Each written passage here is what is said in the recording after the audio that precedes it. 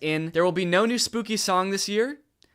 Or ever again. I'm sorry, I know a lot of people look forward to them. I made Spooky Boy in, gosh, 2017, and at the time I thought it was just gonna be kind of a fun one-off song to spread a little bit of holiday cheer for my favorite holiday, and people enjoyed it. And to my surprise, the next year I started getting requests to do a sequel, which I was not expecting, because I don't know if songs usually get sequels, and maybe that should be more of a thing. Imagine Super Bass 2. Epic bass. But anyway, I made a sequel for Spooky Boy, and then I made another one, and before I knew it, it was kind of like a little spooky tradition that every year I would make a spooky song. But I don't know if you've ever tried writing more than 4 songs about the exact same thing, but it's hard. And don't get me wrong, I'm still a spooky person, okay? I haven't abandoned the spook. But at this point, I kind of feel like I've just written the same song 3 times and then another time, but sexy. And I just kind of feel like I'm out of spooky bars. I'm out of clever Halloween puns. I'm out of catchy Halloween melodies. And trust me, I've experimented with a ton of different spooky song ideas, but just none of them hit the same. In fact, as a little goodbye to this yearly spooky tradition and the spooky saga as a whole, why don't I show you a few of my rejected spooky songs? Man, look at all these spooky songs. There's a lot of memories in here. And I really did try everything. I mean, look at Spooky Lad. I'm actually a spooky lad. I've got a spooky mum, a spooky dad. I've got a spooky cup, a spooky tea. I dressed as a spooky queen for Halloween. Man, that was a trip. Some of these I don't even remember. Spooky goofball? What is that? I'm a spooky goofball, spooking through the night. I'm a spooky goofball boy. Fuck with me, I'll give you quite a fright. Yeah, I don't even know how that could have been a full song. Also, it didn't feel spooky, really. It just felt silly. Oh man, Spooky Girl? That was a special one. My spooky world just don't spin around without you. My spooky boo. And every Halloween I don't go looking for tricks and treats. Oh no, this Halloween I just need my spooky girl. I guess that one doesn't really fit because that's talking about someone else. It's not even talking about me. I'm not the spooky girl. Now Spooky DJ on the other hand, that shit slapped. It's a spooky party, yeah. And I'm a spooky DJ. I play the spookiest tracks. It's a spooky party, a spooky party. Nobody's having fun cause my songs are too spooky. Everybody's terrified. So thank you guys for enjoying the spooky songs. I did really enjoy making them, and you know what? Even though I'm not making any more, you can still listen to the whole spooky saga. Those songs aren't going anywhere. And you know what? They're probably way better than any spooky song I could possibly make now because I'm all out of ideas. So go ahead and throw them into a playlist, listen to them all October long, and even after that too, because a real spooky boy is spooky all year round. And yeah, happy Halloween! What's up, Greg? If you've seen my video about the Disney Channel original movie Zombies, then you know I have some deeply troubling feelings about that movie. It's a very poorly made, weird, cobbled together metaphor for racism, and on top of that, a lot of the lore surrounding the zombies doesn't make any sense. So I ended up walking away from that movie feeling like I had so many unanswered questions, which is why when I found out there are 2 more movies in this franchise, I was honestly thrilled. I could actually get some answers to my questions. They'll dive into the lore a little bit deeper. Then I watched the movie and realized that was a very dumb assumption to make. This movie does not answer any of the questions that you might have had about the first movie. In fact, it introduces a whole bunch of new lore that is even more confusing and also kind of contradicts with the lore from the first movie. Now, all of that might lead you to believe that this movie is gonna be really bad, like even worse than the first movie. But honestly, this movie is not that bad. Also, it has 100% on Rotten Tomatoes, so technically speaking, this is a perfect film. So strap in and get ready, because I don't know if you've ever seen a technically perfect film before, but this is what one looks like. The movie starts off right away, changing the lore that we all know. Welcome back to Seabrook, where belonging is everything. It wasn't always this way. There was a time when we had to protect ourselves. Right, we all remember that. In the first movie, you explained how the power plant blew up, zombies invaded the whole town and started killing and eating people. How could we forget? Legend has it that when the first settlers came to Seabrook, they found wild beasts with sharp claws lurking in the forest. Wait, so these beasts are different beasts? These are a different sect of beasts? Which sparked an epic battle. There was a war? Seabrook settlers bravely fought off the monstrous attack and discovered a powerful energy source. And that mysterious power source basically powered the entire town until that one fateful day when it blew up and created beasts. Different beasts. These are different beasts than the beasts we just saw. This is a very beast-heavy town. The beasts were a distant memory. Seabrook forgot monsters could be real. So, hold on. You guys didn't think to mention this during the first movie? How could you tell us a history of Seabrook and neglect to mention the battle with mythical creatures that transpired? What else are you hiding from us? And what about this mysterious power source that runs the entire city? Don't you think during the 200 years since this happened, someone should have like looked into this, made it a non-mysterious power source? They were like, we'll call this beautiful land Seabrook. We'll build a school to teach our young, a hospital to treat our ill, and a power plant that might blow up. We do not know. Because of the events of the last movie, now all the zombies are allowed to commingle with the humans. It seems like things are really on the up and up. It's hard to believe there was a time when people were afraid of zombies. Crazy thing to say for someone who has for sure eaten his neighbors. Also, we saw what you did to people in the last movie, dude. It's not hard to believe at all. I'm still scared of you. Then we check in on Addison, who you may remember from the first movie by her platinum blonde hair that for some reason in this universe makes her some kind of sick, disgusting freak. That's Cheer Captain Bucky, my cousin. My cousin. It's here at Cheer Camp we learned two things. First, that story about the werewolves is kind of a legend, and no one's really sure if it's true or not. You've all heard the stories of bloodthirsty monsters who roam these woods, feasting on innocent cheerleaders. And two, the younger cheerleaders and the older cheerleaders are not getting along. This week, the veterans and the newbies will compete for the Cheer Camp Cup. I feel like one of those things is gonna have a bigger impact on the plot. Watch and learn, Snowball. Ah, yes, my hair. Still white, still well-conditioned, and still drawing fire from the AC. Okay, thank God she addressed it, dude. I know we were all thinking, what the fuck is wrong with her? You should shave your head, you look insane. We then get a song about how well everybody's getting along now. The cheerleaders are having fun at cheer camp, zombies are entering all facets of normal human life. Zed's dad has even been hired as the project manager to demolish the old power plant, which I'm sure will have little to no consequence in this story. The message of the song is undermined a little bit when the cheer captain Bucky My cousin. launches an underclassman into the air with a high-powered water bazooka called the Buckzooka. Just a little bit of playful hazing, I guess, for the underclassmen. Oh, you want to be a cheerleader? How about some internal bleeding? That's hazing, baby. Nobody joins an organization that I've already joined and gets away with it. And while I do wish someone would rush this poor girl to the hospital, I do have to admit, the song does slap.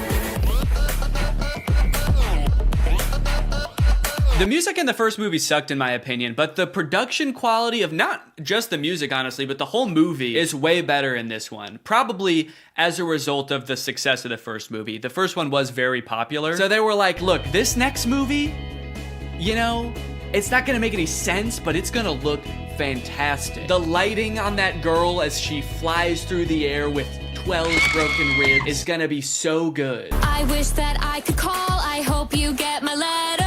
Addison is hoping that Zed will write to her while she's at cheer camp. They have a bit of a love connection going on, as you'll remember from the first movie, but Addison never will get those letters because the older cheerleaders are shredding them and turning them into pom-poms for the underclassmen to use. Addison, I hate to say it, I don't think these cheerleaders are teaming up to make progress with you. I think they're conspiring to ruin your life. On the way home from cheer camp, love is in the air. Cheerleaders are asking each other to prawn. Yes! I got invited to prawn! Which is Seabrook's version of prom. Their mascot is like a shrimp or something, so I guess that's why it's called that. And for the first time this year, zombies are allowed to go to prawn. Bree is actually hoping that Bonzo will ask her to prawn. Getting invited to prawn sounds great, but Bonzo won't even look at me. Meanwhile, Bonzo is locked in on her, carving her face into a threatening-looking apple. And Addison gets a surprise of her very own because Zed has devised a very intricate way of asking her to be his date. Addison, will you?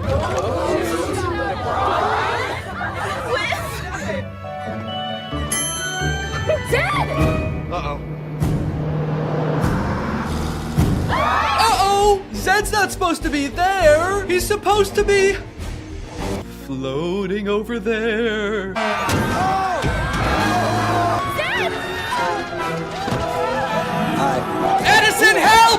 I'm gonna fucking die! Addison! The bus crashes into a gated forest called the Forbidden Forest. And Addison goes running off to find Zed, but what she ends up finding are werewolves.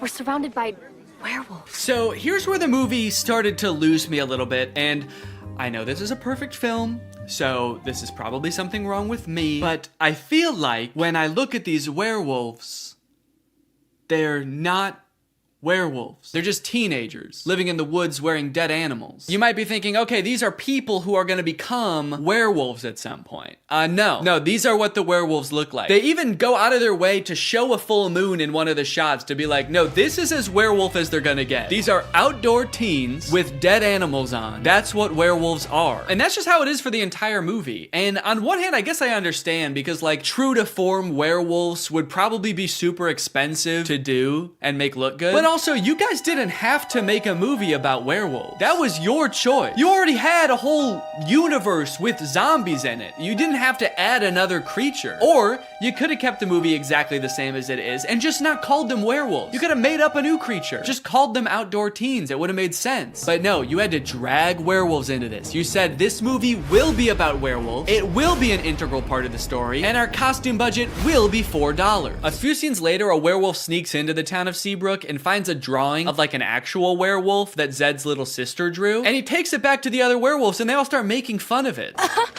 Looks nothing like us, Wyatt. It's like they're trying to gaslight us. Werewolves don't look like this. Werewolves never looked like this. You'd have to be some kind of dumb, uneducated zombie child to think that us wolf people bear any resemblance to those half wolf, half people. After word gets out that Addison had this encounter with the outdoor teens, the whole town is a mess. Dad, everything is fine. It's not fine. There are werewolves circling us right now, waiting to attack. They jump to the conclusion that the werewolves want to attack them so bad. Addison leaves the interaction totally unscathed. They didn't do anything to her, but the whole town, even the zombies, are like, ooh, the werewolves want to kill us so bad. We better kill them first.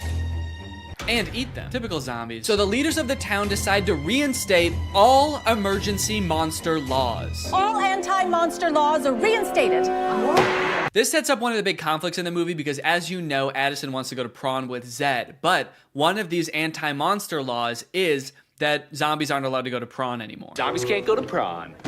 Ouch. And when I say one of them, I firmly believe that is the only emergency monster law. It's the only one they talk about in this entire movie. They let so much else slide in this movie, but that's the one thing they're like, no, we cannot have zombies at prom this year. Ouch. You'll see in a bit why that's so strange, but right now we gotta go check in with the werewolves because they're setting up a conflict of their own. And you know we don't have much time. Our necklaces are almost out of power. So the werewolves all wear this stone around their neck. It's called Moonstone, and it's sort of what gives them their power. I guess it's like some kind of mysterious power source or something. But it turns out that like 200 years ago, somebody or some group of people stole all of the Moonstone from them. So their reserves are running low and they're all gonna like die because they don't have their Moonstone. But some of the werewolves think that Addison fulfills a prophecy that the werewolves have about some white-haired lady who's gonna lead them to more Moonstone. This is the kind of lore that gets you a 100% on Rotten Tomatoes. Even if the girl is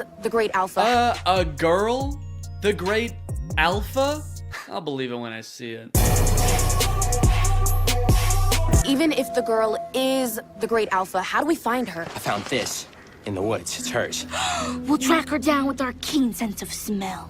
It says Seabrook High on it, so I thought we might just look there. Kinda seems like they will use any excuse not to show the werewolves do anything werewolfy in this movie. All right, we've gotta find this girl. How would werewolves accomplish such a task? We could use our wolf noses. What?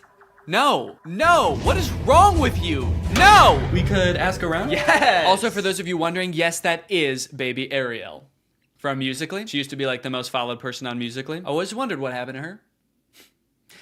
Guess she lives in the woods now. We find the girl, and if she's the great alpha, she'll tell us where the Moonstone is hidden. We go in the morning. We go tonight. That's right. They're not gonna wait around. They have to go tonight. So they march out of the Forbidden Forest, down the streets, and into Seabrook High, singing about how they own the night. Then they open up a vent and crawl into it, and they wait until morning. So Kind of seems like they didn't really need to go at night, did they? They all file into the event so dejectedly. They're like, maybe we should have researched what this place is. I guess we don't know what a school is. They're not here at night. Imagine they accidentally went on like the last day of school before summer. A janitor finally comes in after 80 long days and finds 20 dead werewolves in an event. That day at school, Bucky and Zed both decide to run for class president. Zed because he wants to re-allow monsters to go to prom, and Bucky, I don't know, he probably wants to like divert more of the school's funding towards an unmanned drone for the cheerleading team. But then, suddenly, I will make Seabrook a place that embraces zombies and werewolves. What? Where? Oh, there? What a lucky guess. How can you tell? People peering in through glass doors? Yep. Those teens live outdoors. Man, Willa, you can't go to war with the whole town. We'll never find the Moonstone if they're on high alert. Yeah, dog, I think that ship has sailed. You guys just charged them growling and gnashing your teeth. I think they're on high alert. Hey, all that stuff we did back there, that was just, we were just messing around. We're just a bunch of friendly teens. Don't look at her. Do not look at her. Sorry. We werewolves so admire your town, and we just came here to join your school. Okay, well, that's obviously not allowed. You guys were about to kill them, and also the emergency monster laws are in effect, and there's definitely one forbidding such things. Technically, the Forbidden Forest is within the school district. What? So welcome to Seabrook. What? Wow, guys. The emergency monster laws are working great. No, you did so good. You did such a good job. They were so close to killing you, and they only stopped because they found out Bonzo's not allowed to prawn. So, good rule. So just like that, the werewolves enroll at Seabrook High. And wait a minute. All of the werewolves look the same age. Are they all teenagers? Or are some of them like 80 years old? Are some of them babies? And how does that work in dog years? Are they going to classes? I don't even know if they know how to write. They're not gonna be able to find the Moonstone. They're gonna be too busy failing all their classes. So Zed is worried about losing the class president election to Bucky, so he decides to go over the new untapped voter base, the werewolves. Werewolves of the swing vote. Hello, wolves. I'm Zed. Do it like the zombies do. Yeah, for some reason I feel like the werewolves aren't gonna care who becomes the class president. They don't know what a president is. They don't know what school is. They live in the woods and they wear Moonstone, dude. You have no fucking clue. Come on, we've got moves to bust. Throughout this whole movie, Addison has her own thing going on too, where she just feels like she doesn't belong anywhere. That's right, despite being a bleach blonde cheerleader at a Disney Channel high school who was literally elected captain of the cheerleading team in this movie, she just doesn't fit in. I don't feel like I belong anywhere, where. Which makes her that much more susceptible when the werewolves come a-knocking. The werewolves are starting to get desperate, and given that they think that Addison is the great alpha, which again, she could not be, they bring her back to their cave and ask her for help. I believe you're the great alpha. I believe you're a werewolf. That's it. That's why she doesn't fit in. That's why she has ugly hair. It's because she's a different species. It finally makes sense. So they do a little dance, they do a little wardrobe change, and now she's a werewolf. Damn, that was a fast costume change. Did she know they were gonna rip her clothes off down there? This seems terrifying if she didn't. The rest of the gang gets worried when they realize Addison is gone with the zombies, so Zed shows up and he just fucking kills one of them. Holy shit, dude. And we never see that guy again. I think he's dead.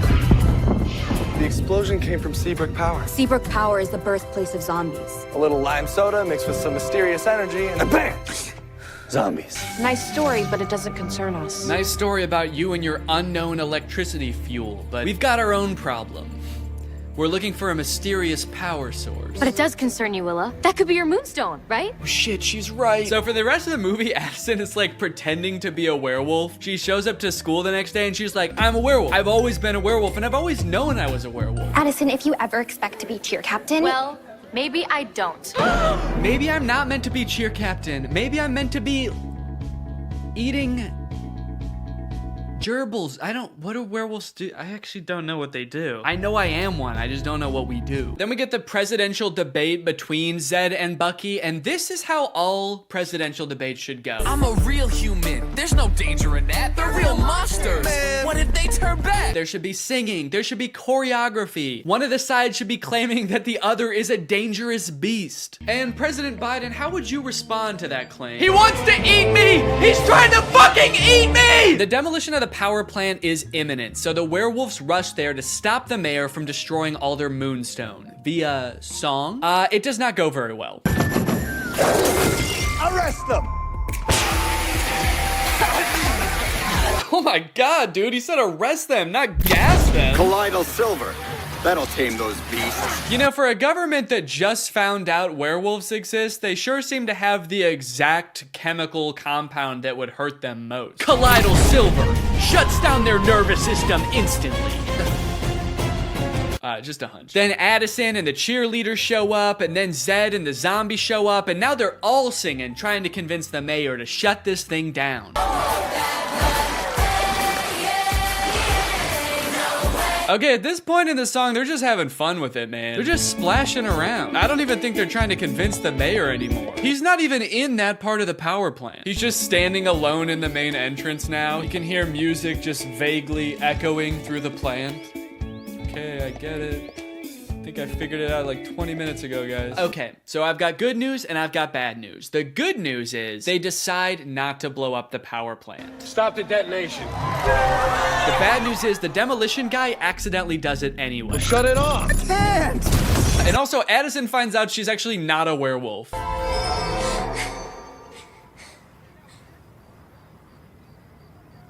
Am I?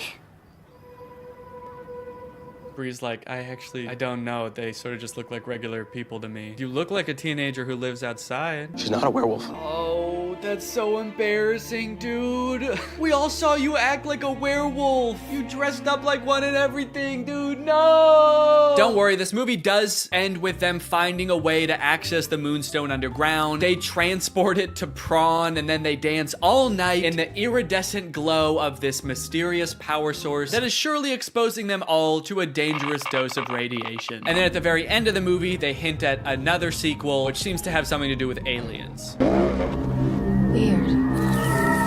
And that is Zombies 2. And now it's time to talk about our sponsor. This video has been sponsored by...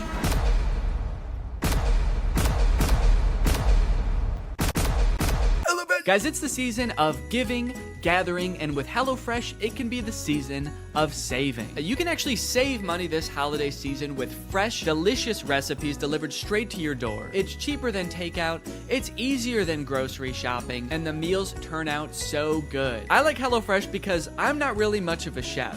Okay, I don't really know how to cook well, but every time I cook HelloFresh, it ends up turning out great. Last night we had these Tex-Mex enchiladas, didn't take too long to prepare, turned out great. Honestly, best homemade enchiladas I've ever had, and I was the one who made them at home. I've got a lot going on. I've got a baby. I've got family visiting. It's a busy time of year. So sometimes it can feel impossible to get a good, nutritious homemade meal in, but not with HelloFresh. Can I let you in on a little secret?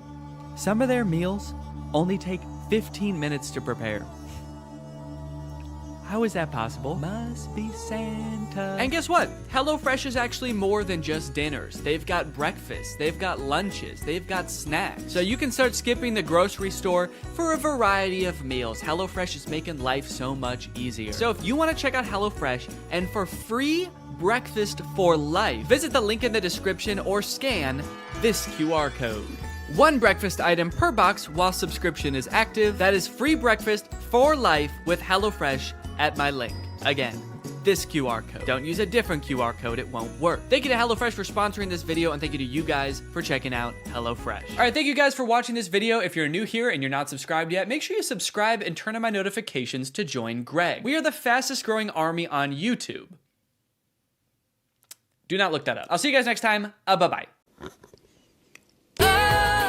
What's up, Greg? I've wanted to make a video about the High School Musical movies ever since I started making videos about DCOMs almost 5 years ago. More so as just an excuse to go back and watch them, because when I was a kid, I really liked these movies. And if you're a millennial, chances are you did too. And you were also too scared to admit that to any of your friends. I don't know why as an 11-year-old I felt the need to pretend that I didn't like a movie that was, you know, made for 11-year-olds. As if all my friends were gonna be like, High School Musical? I don't know, man. Sounds a little immature to me. I only watch war footage. I'm a very violent young man. Either way, something I did not realize as a kid is how low budget these movies were. The first movie was made on a budget of $4.2 million, which might sound like a lot, but Zombies 3, which is a newer DCOM, cost $40 million to make. In Zombies' defense, though, they needed the money. Those werewolf costumes looked pretty expensive. High School Musical was shot in just a couple of weeks at a real high school using real students as extras. In fact, they were so strapped for cash, they couldn't even afford a real title. Apparently, High School Musical was just the working title for the script,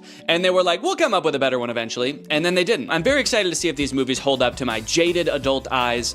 So let's start with the first one. Let me introduce you to the two main characters of this movie, Troy and Gabriella. They don't know each other yet, but they're both on vacation with their respective families at a ski resort on New Year's Eve. And right away, this movie shows you everything you need to know about these characters in like 2 minutes. Gabriella is nerd girl. She doesn't want to go to the teen party because she's busy reading a book. Meanwhile, Troy's dad is the most stereotypical Disney dad to ever grace the screen. Not only is Mr. Bolton Troy's dad, he's also the coach of Troy's high school basketball team. So instead of getting ready for the parties, he's making Troy run drills in the hotel gym. Am I going left? Yeah.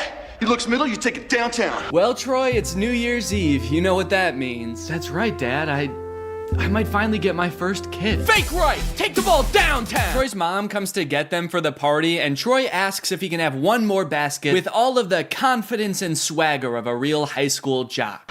Come on, one more. One more? Just one more basket, please. Troy shows up to the teen party and is immediately yawning his face off. All right, hell yeah. This is clearly a popular jock who knows how to party. Somehow, despite being the two most bored people at the party, the Spotlight chooses Troy and Gabriella to sing karaoke. But to the Spotlight operator's credit, they actually do crush it. They both get up there and they're nervous at first, but then all of a sudden, Troy's voice, it's like it changes almost, actually. It's like his voice changes from his voice to like a professional singer's voice. Because that is what happens, actually.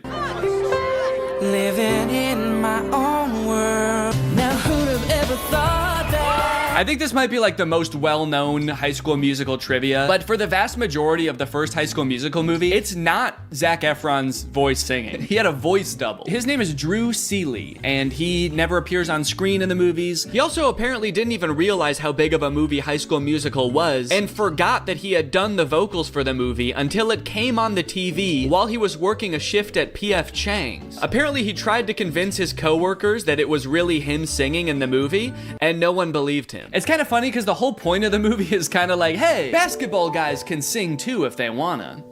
But not this basketball guy, actually. You don't want to hear this basketball guy's voice. So they crush the song, they're dancing around on stage together. It's like they were born to perform. But for me personally, Little Viking Boy really steals the show.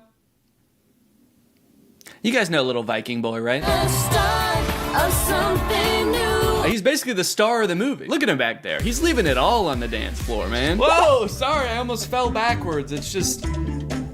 He actually is getting a little bit too into this. This guy's locking eyes with me like we've been madly in love for years. And why did his voice suddenly get so much more theatrical?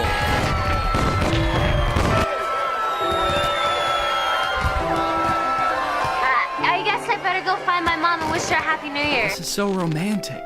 I should say something romantic. I gotta go find my mom. And then she vanishes. And he never sees her again. That's right, you thought the movie was gonna be about Troy and Gabriella? Nah. No, the rest of this movie is about Troy and Viking Boy. Flash forward, Troy returns to his high school, East High, where he is seemingly a god amongst men. And then, actually, I don't remember this scene. Yeah, I don't know what happens here at all. Looks like the teacher is about to maybe give some kind of speech about today's sponsor? This video is sponsored by the Pokemon Company International. And they've sponsored this video because they want me to share some very exciting news with you. A Pokemon Day celebration is taking place in Pokemon Trading Card Game Pocket right now. There's a new themed booster pack, Triumphant Light. And players can receive 3 booster packs for free just by logging in. And these booster packs, mind you, are guaranteed to contain at least 1 card of 4 diamond rarity or higher. By completing special missions, you can also obtain a unique display playboard, as well as space-time smackdown packs, 500 trade tokens, 12-pack hourglasses, 24 wonder hourglasses, 24 trade hourglasses. Not to mention at the end of March, ranked matches are coming to the game. So get your favorite decks ready and get ready to battle, baby. Pokemon Trading Card Game Pocket is a free-to-start game, available right now for download on iOS or Android. So go to this link or click the link in the description to join now. Log in, have some fun, and enjoy the Pokemon Day celebration. And now back to Troy. But unbeknownst to him, there's a new student at East High. I reviewed your impressive transcripts. I expect your light will shine very brightly here at East High. I don't want to be the school's freaky genius girl again. Freaky genius girl? What did you do at your last school? Troy notices that Gabriella is sitting in the back of their drama class, and not to be nitpicky, but this drama class scene lasts for 2 minutes, but the class happens in real time from start to finish in that 2 minutes. The bell rings. They sit down, the whole class gets detention, and then the bell rings again and they leave. How long is a school day at East High?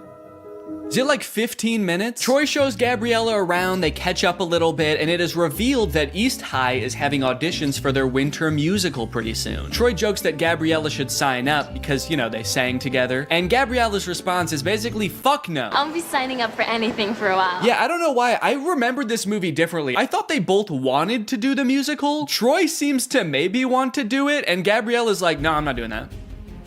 No, I don't sing. I'm not a freaky genius girl, and I'm definitely not a freaky singer girl. So, dude, you know that school musical thing? Troy, the music in those shows isn't hip-hop, okay, or rock. It's like show music. Yeah, and you guys would never do anything like sing show music, right? And then cut to them singing the hardest show music in this entire movie. That's the funny thing about this movie. Since it's a movie about a musical, there are several characters in this movie that are opposed to musicals. So it is a little jarring to see those characters seemingly completely unaware that they are literally singing and dancing right now. But on the other hand, I guess it would also be weird if they didn't sing when everyone else was. At the end, when they're all singing, we're all in this together, Corbin Blue's just standing around like, this is lame. There's 2 parts in the song though where Troy like stops rapping to sing from the heart about how he wants to do the musical. She makes this feel so right. Should I go for it? What do you mean she makes this feel so right? And should I go for it? Gabriella doesn't want to do the musical. It was your idea, and she said no. Don't drag her into this. This girl's making me crazy. No, you're crazy. You already were, and then you met a girl. That's what happened. Also, Zac Efron is 5'8", and presumably so is everybody else on this basketball team, because they're all like the same height, so how good exactly are they at basketball? Okay, now you got Sharpay, who's played by Ashley Tisdale. She's like the head of the theater department at school. She's the theater kid. And her brother Ryan is the theater kid in boy form. They are getting a little bit worried that Troy and Gabriella might audition for the musical. Again, Gabriella has showed zero interest in doing the musical. So they decide to do a little bit of research on Gabriella. So they search her name on the internet and they find out she's this freaky genius girl that she said she was. She's won all of these awards. She's won scholastic competitions and the like. But also, what is the third result there? Gabriella, San Diego Zoo's newest... What? What is Gabriella at the San Diego Zoo? Ryan's like, oh, that's interesting. Look, it says here she's a dolphin. That's funny. Now that I think about it, I can't believe I never noticed. After basketball practice, it's time for Troy to go home and relax. Just kidding. It's time for more basketball. Come on, Troy. Fake left. Take the ball downtown. Did you ever think about trying something new, but we're afraid of what your friends might think? I mean, like going left? You're doing fine. Come on. Troy's dad has one thing in his mind, and it is one basketball just bouncing around like the DVD logo. I want to see a movie about him and how hard his life must be. I do like that this movie keeps the tradition alive of Disney Channel movie characters being inexplicably rich. His dad is a high school basketball coach and they live in a mansion. What does the mom do? She an arms dealer? Also, he says something new, like going left. I mean, like going left? When in Get Your Head in the Game, Troy clearly says coach said to fake right and break left. He already said to do that. That's not new. That's what he already does. So... found a plot hole. Next, Troy sneaks away from his friends to go audition for the musical. I guess the voices in his head that he thinks are Gabriella got too strong, and he now has to act on them.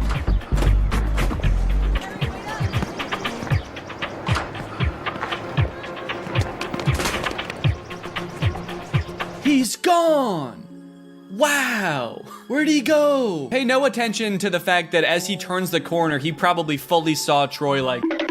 Meanwhile, Troy's dad is just standing there like, huh, that's weird. Could have sworn I saw Basketball. Now, when we see the auditions, it becomes immediately clear that while Ryan and Sharpay are basically made out to be the villains of this movie because they're so overprotective of their theater department, they are completely in the right to do so. Not because their audition is really good, which it actually is, but because everyone else's is so bad. It's hard to believe that I couldn't sneeze.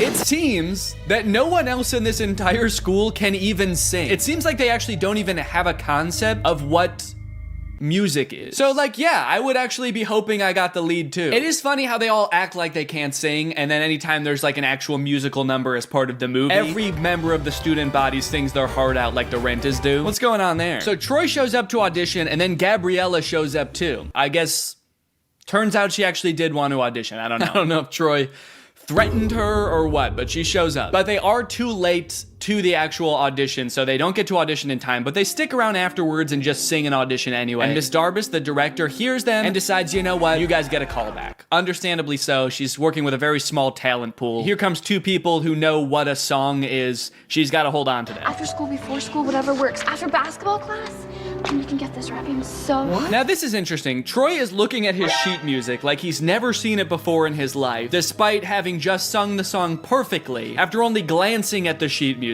briefly. He also says, what? So what? To almost imply he has no clue how the sheet music got into his hands or how he got a callback. Does he not know that he just sang? Anytime there's a musical number in this movie, do they just black out and come to like, I don't know what happened. We definitely didn't sing though, I don't know how. If you're my age, it might have felt like this movie was written just for you when it came out. And in a sense, it kind of was. The writer, Peter Barsacchini, who was mostly known for writing rated R action movies at the time, started writing the script because he wanted to make a movie he could watch with his daughter, Gabriella. I thought it would be really fun to write a Disney Channel movie that my daughter could watch. Yes, he did name the main character after her, and that kind of melts my heart. She was 10 in 2004 when he started writing it. And so was I. The story was actually inspired by his own high school experience, when one of his basketball teammates confided in him about his love for ballet. Decades later, Peter thought, wow, that's actually the perfect plot for a kid's movie. Boys are more than just jocks. They can do other stuff. They can do ballet. No, actually, that's too far. They could do the musical, but only if it's because they want to sing with a girl. Anyway, it's time for another song about how basketball players shouldn't sing, sung by, you guessed it, the Basketball Players. Status Quo is actually such a fantastic song. It features several students who decide that, hey, since Troy and Gabriella are breaking out of their stereotypical roles in this school, so can I. Zeke, the basketball player, decides to let everyone know, hey, not only do I play basketball, I also bake. I bake. This nerdy girl loves hip-hop, this stoner skater guy likes to play the cello, and everyone in the school fucking hates it. We're skaters, bro. We don't play the cello. We only skate and smoke weed. And of course we sing and dance. Now, of course, this movie is very self-aware about this contradiction, and I love it for that. But it does not make sense. At the beginning of this song, Zeke says, I want to make a creme brulee someday. And then at the end of the song, he actually has a creme brulee. So he presumably baked this creme brulee at some point during the song. It cuts to him sprinting down the hallway to the kitchen. You can hear everyone else singing, echoing in the background. He's like, they don't believe me. They don't believe I can bake. I gotta show them. So Gabriella shows up, and everyone is, of course, staring at her because they were all just singing about her. They're staring at her, they're pissed, and they kill her. They kill Gabriella. At my other schools, I was the freaky math girl. Well, I hate to break it to you, Gabriella, but you're a freak here too. Everyone at this school thinks you're a freak now also. The entire student body, I don't know if you heard, they actually just sang an entire song about it. Now you're the freaky singing girl. So you really want to do the callbacks? Just call me Freaky Callback Boy. You're a cool guy, Troy. Thanks. I said call me Freaky Callback Boy. Sorry, this is a closed practice. Dad, come on, practice is over. Until the last player leaves the gym. I'll see you later, Troy. Nice meeting you, Coach Bolton. There's a lot of tension here. Like, Mr. Bolton actually hates Gabriella. He hates this 15-year-old girl with all his might. Like, you will never be a basketball. Get out of my son's life. We know the truth! Go back to the zoo, you dolphin! Dude, she's not a problem. She's just a girl. But you're not just a guy, Troy. You're not just a guy, Troy. You're Freaky Callback Boy. Call me Freaky Callback Boy. But you're a playmaker. Not a singer. Hey, Did you ever think maybe I could be both? The look on his face is like, damn, I really never did think of that. Because this whole singing thing is getting in the way of Troy's basketball responsibilities, his team decides to get together with Gabriella's friends to try to break the two apart. The plan consists of getting Troy to badmouth Gabriella by listing the names of basketball players who went to their high school 20 years ago? Spider, Bill, Natrine. Class of 72. Sammy Slamma Jam. And you want to know the crazy thing? It works. I've always been for the team. She's just someone I met. All right, the singing thing is nothing. We're supposed to believe he doesn't see them set up a webcam right in front of his face to record him shit-talking his girlfriend? They might as well be filming on like a giant hand-crank film camera. The kind where you gotta put a blanket over your head to even see the image. Troy 100% sees the camera and does not care who sees what he's saying. The thunderclap. Gabriella is not important. After this happens, Gabriella doesn't want to talk to Troy anymore, and this really hits Troy hard, as you can see here. The pain is manifesting itself in Troy physically here, as he can't even shoot a basket without experiencing immense physical trauma. Aren't basketball players supposed to be good under pressure? Especially the captain of the team. Seems like this whole movie we've seen nothing short of the psychological unraveling of Troy because he sang with a girl one time. Hey, we just had another team meeting. We just had another team meeting, man, and we just wanted to say we forgot about JJ Buckets Jenkins, class of 1984. Does that change your mind? So later, Troy sneaks up onto Gabriella's balcony, again, huge house, no explanation, to try to win her back. This could be the start of something new. It feels so right to be here with you. Okay. Yeah, I don't remember this part being so pitchy, but this actually is Zac Efron's voice. Here with you. Yeah, this is very uncomfortable. Can we get Drew Seeley in here, please? The start of something new. It's a Pears audition. Saying it's a Pears audition kind of implies, like, I would audition without you if I could. I guess Troy meant what he said earlier to the webcam. He really does not care about Gabriella. He just wants to be in the musical. Gabriella is not important. You might make the mistake like I did when I watched this as a kid of thinking this is kind of like a Romeo and Juliet story about Troy and Gabriella. And it is a Romeo and Juliet story, but Gabriella is not Juliet. Juliet is just the musical. How you feeling? Nervous? Yeah, me too. Wish I could suit up and play alongside you. Yeah, no shit. What I want is for you to have fun. I know all about the pressure, and probably too much of it has come from me. I can't help but feel like all that screaming at you and making you play basketball until your hands bleed has had some kind of negative effect on you. But all I want in life is for you to be happy. While playing basketball, I am still demanding that. Thanks, Coach. Dad. Let's stick with Coach unless you win, all right? Sharpay and Ryan try to throw another wrench into Troy and Gabriella's plans of attending the callbacks for the musical by getting the callbacks changed to the exact same time as not only Troy's championship basketball game, but also Gabriella's decathlon tournament. So the gang has to create a diversion. That way they can make all three events. So Gabriella and her genius friends first hack the school's power grid to turn off the lights at the basketball game. Then they create a chemical reaction at the decathlon so everyone has to evacuate. And you know what? I get why everyone called her a freaky genius girl at her last school. I think she deserved it. She's like, oh, we can use a chemical reaction. I did this at my last school. We just have to make sure we don't make it as strong this time. That way not as many people die. Not as many. So Troy and Gabriella get to do their callback, Breaking Free, classic song. And look, the whole school shows up. Even the opposing basketball team is there. They crush the audition, Troy heads back to the basketball game, and they win that too, and then they all sing the big closing number of the movie, We're All in This Together. Wow, I guess they all learned a valuable lesson, except, hang on, Sharpay, you did not learn a lesson. Get out of this song. Don't sing and dance with them like you learned a valuable lesson. Get out. If Gabriella dropped dead right now, you would dance on her grave. And that's High School Musical 1. Many people lovingly remember Little Viking Boy from the first High School Musical movie. And while he rocketed to stardom in the wake of the first movie, his troubled life and fall from grace has been the subject of many concerned Twitter threads in the 19 years since. Do you know why I pulled you over today, sir? Huh? I said, do you know why I pulled you over? You're all over the road. Huh? All right, you want to play tough, asshole? That's fine. Huh? All right, step out of the vehicle, take off that helmet. No, I can't take this off. It's a birth defect. It's part of my body. Are you drunk? I don't know, huh? Let's think about that. Does Does crack get you drunk?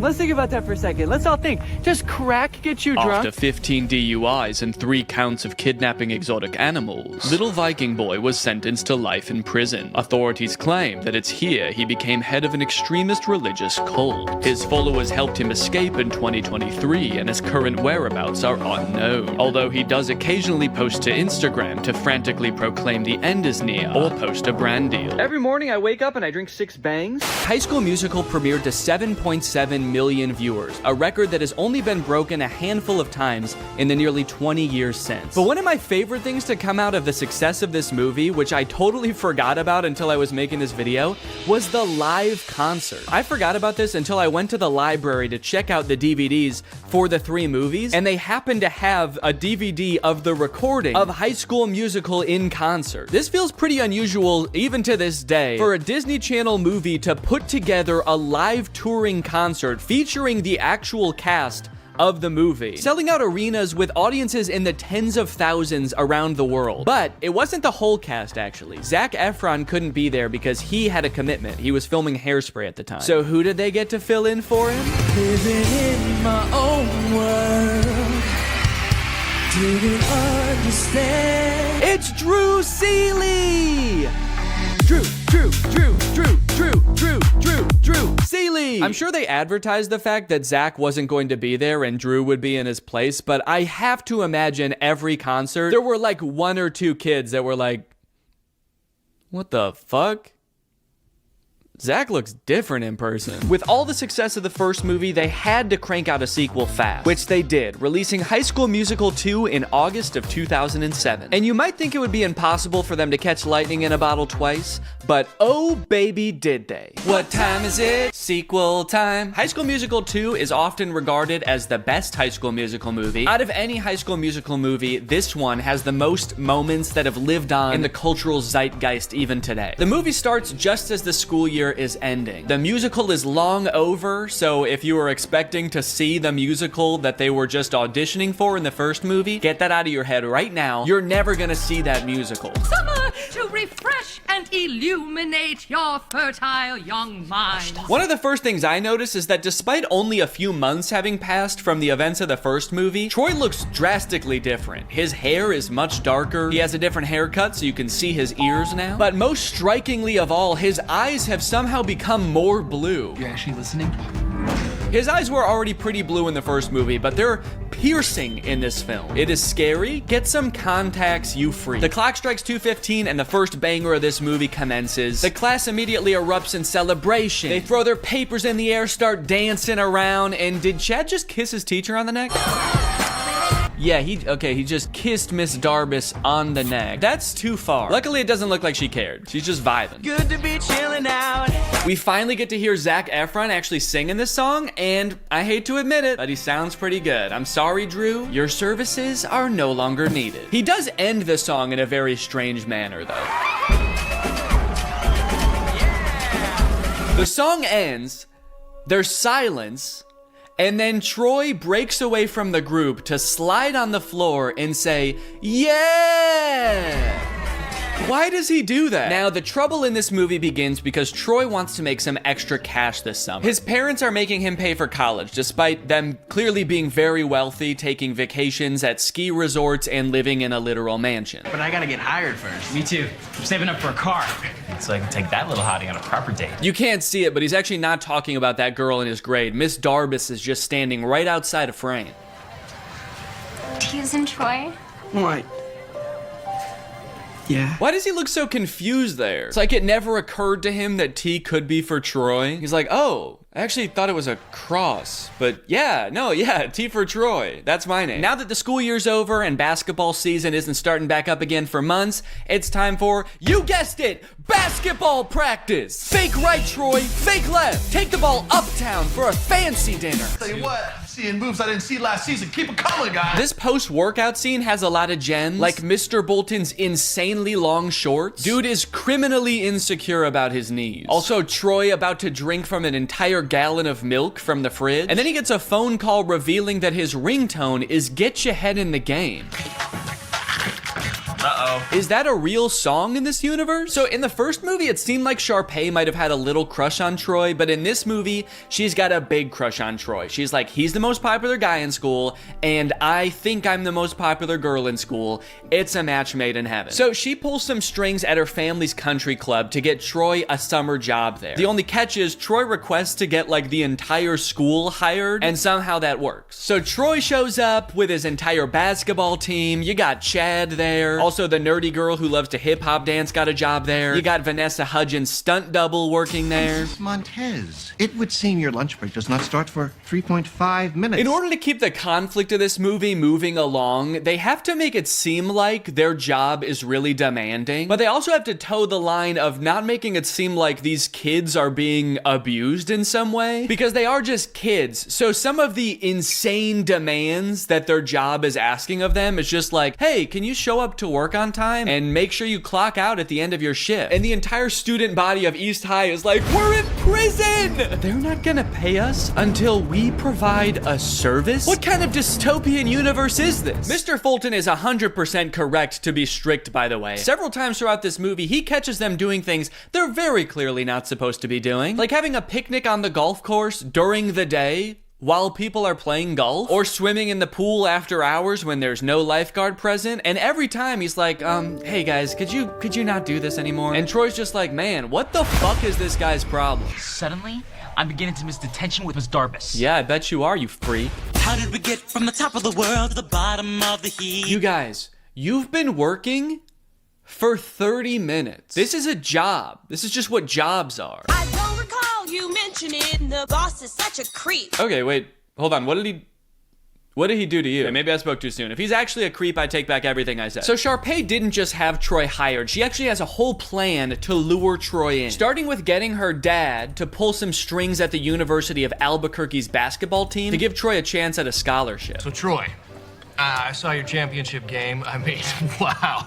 That last second shot at the buzzer, outstanding. If I was a basketball recruiter and I saw that championship game, I would be more concerned about the lights going out and then everybody leaving at the same time to watch the star basketball player audition for a musical and then come back and win the game like nothing happened. And then also how they all sang a song after that. That's what I would be concerned about. But yeah, I'm sure he played well too. You know, between the two of us here, we pull a little weight over at the school. Time flies when you're having fun. I'm not really sure what prompts that reaction. They're like, you know, we could do a lot of great things for your future. We really want to help you, Troy. And he's like, I don't know. I'm getting the fuck out of here, guys. See ya. If that were Mr. Bolton there instead of Troy right now, he'd be barking like a dog. Pay's dad let me play a few holes and then invited me to dinner with some U of A alumni. Really? Oh, wait, Troy's dad is fixing up a car. Look, he has other hobbies. Good for him. Granted, he is propping up the hood of the car with a basketball, and there's more basketball and hoops in the background. And I do kind of feel like if we could see what he's working on, there would just be 5 basketballs where the engine is supposed to be, but it's a step in the right direction. Troy's dad, surprisingly, is all for Troy going for the basketball scholarship. Nothing wrong with keeping your eye on the prize. And that's great. I totally agree with that. Troy should capitalize on these opportunities he's been given, but he should try to make his girlfriend and his friends a priority too. However, that is not what Troy does. So it's all in the grip. Okay. You gotta hold it just right. Ooh, that looks great. Hey, I almost forgot.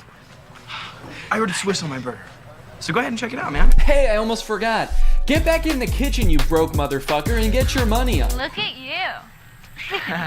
Go team. Yeah, it's a gift from the guys. Typical high school jock, always doing cool spin dance moves. It's a gift from the guys.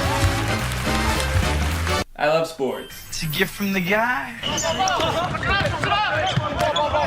Look how much taller the actual basketball players are than Troy. I hate to say it, man, but he's gonna get crushed in college. He doesn't stand a chance. And not to mention, they definitely don't take singing breaks in the middle of practice. Next, we get the absolute classic I Don't Dance, featuring, you guessed it, a lot of dancing. I don't dance. This song is great, but tell me why at the end of the song, Ryan and Chad are wearing each other's clothes. Because they don't ever address that. It's such a confusing part of the movie. Why did they change clothes? When did they get naked? So I was confused about this, so I actually went looking and I found an article where the two actors explained what happened. The outfit swap was actually suggested by director Kenny Ortega. Quote, he had the on-the-fly idea at the last minute, Blue said. We had already done one take of that scene and he did the usual thinking gesture and said, switch outfits. Bro was cooking. Bro was, I don't know what he was cooking, but bro was cooking something. Hey. Well, you missed out on a fun night. But the dessert afterwards had to be the best part. Her mom makes the best brownies in the entire world. Yeah, I know. I've had them. I've had them.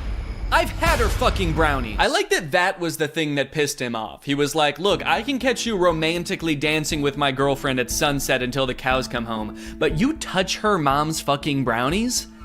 You're dead. We're fighting. And let's just say by the end of the fight, I'm gonna be wearing your clothes. Blowing off your friends, missing dates. If that's you, it's good to know. No. Missing dates? Blowing off friends? This is nothing like the Troy I met last year, who blew off his friends and missed basketball to audition for the musical with. The pressure has mounted. Troy's about ready to crack, which means it's time for the most iconic song of all. Bet on it. I love this song so much. Great choreography. The fact that he's dancing across an open golf course that is currently in use. I don't know if his promotions that he got entitled him to have a dancing crisis on the golf course, but he's really going for it. He's going all in, risking getting absolutely beamed by a golf ball. Oh, and now he's in the wilderness. Hold up, gotta work on my swing, gotta do my own thing. What? Troy, respectfully, I think you have a lot more to worry about than your golf swing. That's not what this song is about, is it? Guess it's kind of vague.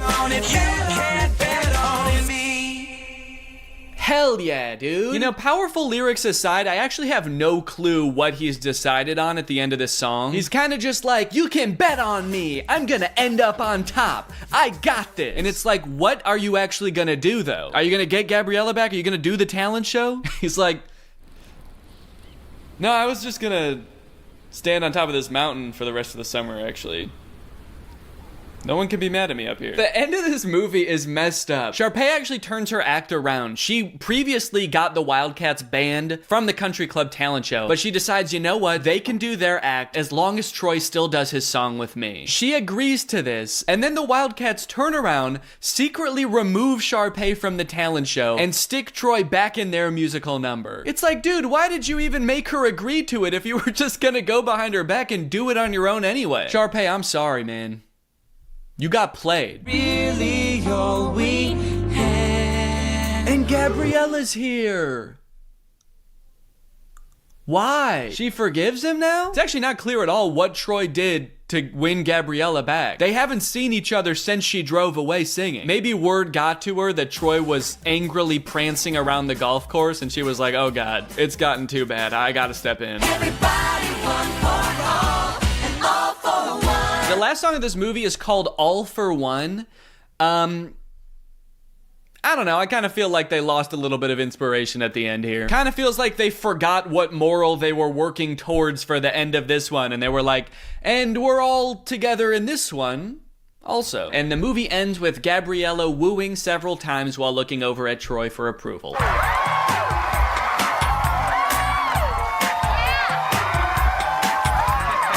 And that's the end of the movie. And now I'm very excited to watch the third movie. But before I do, there's something I need to address. I feel like there's something deeply wrong in these movies. And I feel like I'm finally starting to get a handle on it. These movies, like, they don't really feel like musicals. And it took me a while to figure out why.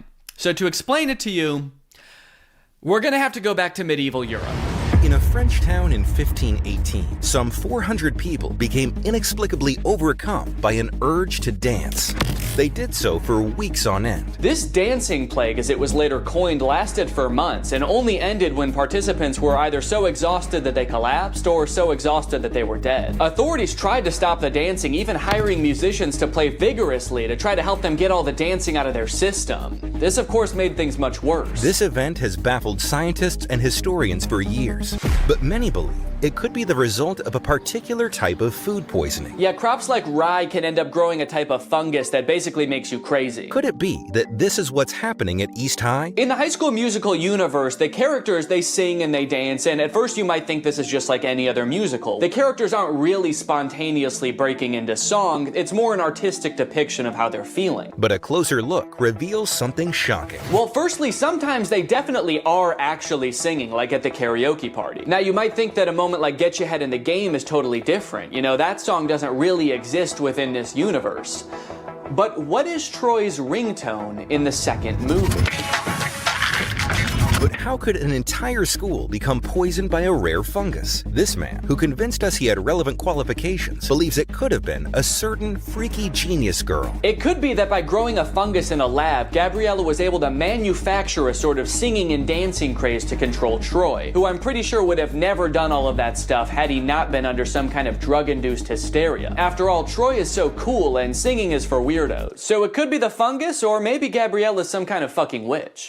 The High School Musical bonus soundtrack. You love High School Musical hits like Get Your Head in the Game. Well, now's your chance to own the extended soundtrack, featuring songs that didn't quite make the final cut, like Coach Bolton's Crisis. What's up, guys? I'm 16. I'm the new player on the basketball team. I'm really excited to play. Yeah, Mr. Bolton, we know it's you. And Gabriella's on the news. A little boy drowned in the pool. Oh no. A little boy drowned in the pool. No. Where was the lifeguard? Having a picnic. And a preview of the finale song from High School Musical 3. We're all friends together with each other. We're all together at the end again, and we're friends. We're still friends. And classmates, we go to school together. We learned a lesson, and now we're gonna switch clothes. Gift from the guy. High School Musical 2 broke the premiere record that the first High School Musical had just set. Instead of 7 million viewers, this one had 17 million viewers. So of course, they had to make a third one. High School Musical 3, Senior Year. The only one in the franchise with a subtitle. Now, outside of the fact that they're all seniors in this movie, which I can tell by the title of the film, I actually know next to nothing about this one. I've never seen it. Yeah, I know I made it sound like I was a really big High School Musical fan, but by the time the third one came out, I was 14. And unlike the first two, this one came out in theaters. And as a freshman in high school, I was much too embarrassed to ask my friends if they would go see a High School Musical movie in theaters with me. So I decided it would be way less embarrassing if I waited until I was 30 years old to watch it for the first time in front of millions of people. And we're back at East High, baby. Zach's playing basketball. There's a dog in the crowd. Is this an Air Bud crossover? Zach's like, oh, my head's just not in the game tonight. Can we get in the sub? This gold lab comes in and just slam dunks it a couple times. The movie opens on the Wildcats with their backs against the wall. It's the championship game. They're behind, and there's only 16 minutes left. Whoa, Mr. Bolton rocking a middle part. That's new. Mr. Bolton gives a speech about how there's only 16 minutes left. There's 16 minutes left. And then they sing a song about how there's only 16 minutes left. Ooh, a song about there being 16 minutes left in a game. We're getting very specific with these songs. I think they're starting to run out of ideas. This is the last time to make Dad proud. If I don't, then he never will be. Hell yeah, he won the championship game. Again. I'm noticing right away that this movie is like much higher production value than the other two. I'm curious to see the budget on this bad boy, because this movie looks like they actually like lit it. The other two just kind of look like they set up cameras and started filming, but there's lights in this one. So now they're having like the biggest high school rager ever, and they expect us to believe that they're not insanely rich. I'm pretty sure this is in Troy's backyard. Hey, Troy. Great house, bro. Your room is way cool. Oh, thanks, man. Yeah. You were in my room? Whoa. Yeah, I just took a picture. Yeah, just took a picture of your room, man. He's a secret agent for the IRS. He's like, how did your family get so rich? Well, another top secret hiding place. You're the second girl I've ever had up here. Yeah, it is top secret. I couldn't even see it up there. Just looks like a regular tree to me. It's here we find out that while Troy is a shoo-in for the basketball team at U of A, Gabriella's already been accepted to Stanford. I sense a conflict in the movie. Troy's going to University of Albuquerque to play basketball, and Gabriella is going to learn how to create the singularity at Stanford. So they sing a song about cherishing the present moment. Did they like challenge themselves to make a song with no dancing in this one? They're like, what if we just sat for a whole song? Oop, now he's up. Oh, that was it. That was the whole dance. Nah, it doesn't work with this song. Juilliard is considering 4 of you for 1 available scholarship. Sharpay Evans, Mr. Ryan Evans, Miss Kelsey Nielsen, and lastly, Mr. Troy Bolton. What? Julie. Since when does that guy have a evil cackle? I mean, I was surprised too, but that guy threw his head back and squealed. Did he submit his name to Juilliard as some kind of evil plan to get him killed? They're trying to come up with some ideas for the spring musical, which I'm just now realizing they write every year. Like, they don't do a pre-existing musical. They write their own musical every year. All of you will create it. That's why in the first movie they call Kelsey the composer. She literally writes the musical. Isn't that crazy? But to get some ideas, Miss Darbus asks the seniors about their future. Your future. It's easy. It's U of A. Hoops all the way. Yeah. Miss McKessie. Is University of Albuquerque like a really good school for basketball? I feel like I've never heard of them before. All the basketball players are like, we gotta get to U of A, man. It seems like that's just like the closest college that has a basketball team. Meanwhile, Gabriella's going to Stanford, Sharpay's going to Juilliard, and they're like, I don't know, we can go play basketball down the street. For the record, the reason I've never heard of the University of Albuquerque is because it's a Catholic liberal arts school that actually closed in 1986. So I guess these characters live in some sort of alternate dimension where it stayed open and went on to become a basketball powerhouse. Mr. Bolton. Mr. Bolton. Yeah, All of a sudden, he doesn't know if he wants to go to Juilliard or U of A. See, he really never did care about Gabriella. He just wants to sing. Somebody just let this kid sing. Just tell him it's okay. Imagine having everything. Jeez, that song started so abruptly. No intro, no build up. It's kind of scary. Oh, this is a look into some kind of strange alternate future where Troy chose neither basketball or Juilliard and became a stalker. I want that to be how this movie ends. Troy choosing between two incredible futures, and instead he just throws his life away. It's like, I can't decide. I don't fucking know. Ms. D said that there's only one scholarship. There's two of us. Wait, they're doing this to compete for a scholarship? Not even just a place at Juilliard? If I know anything about these two, it's that they can both afford to go to Juilliard. Why do they need to take the scholarship away from somebody else? Which one do you think I should wear?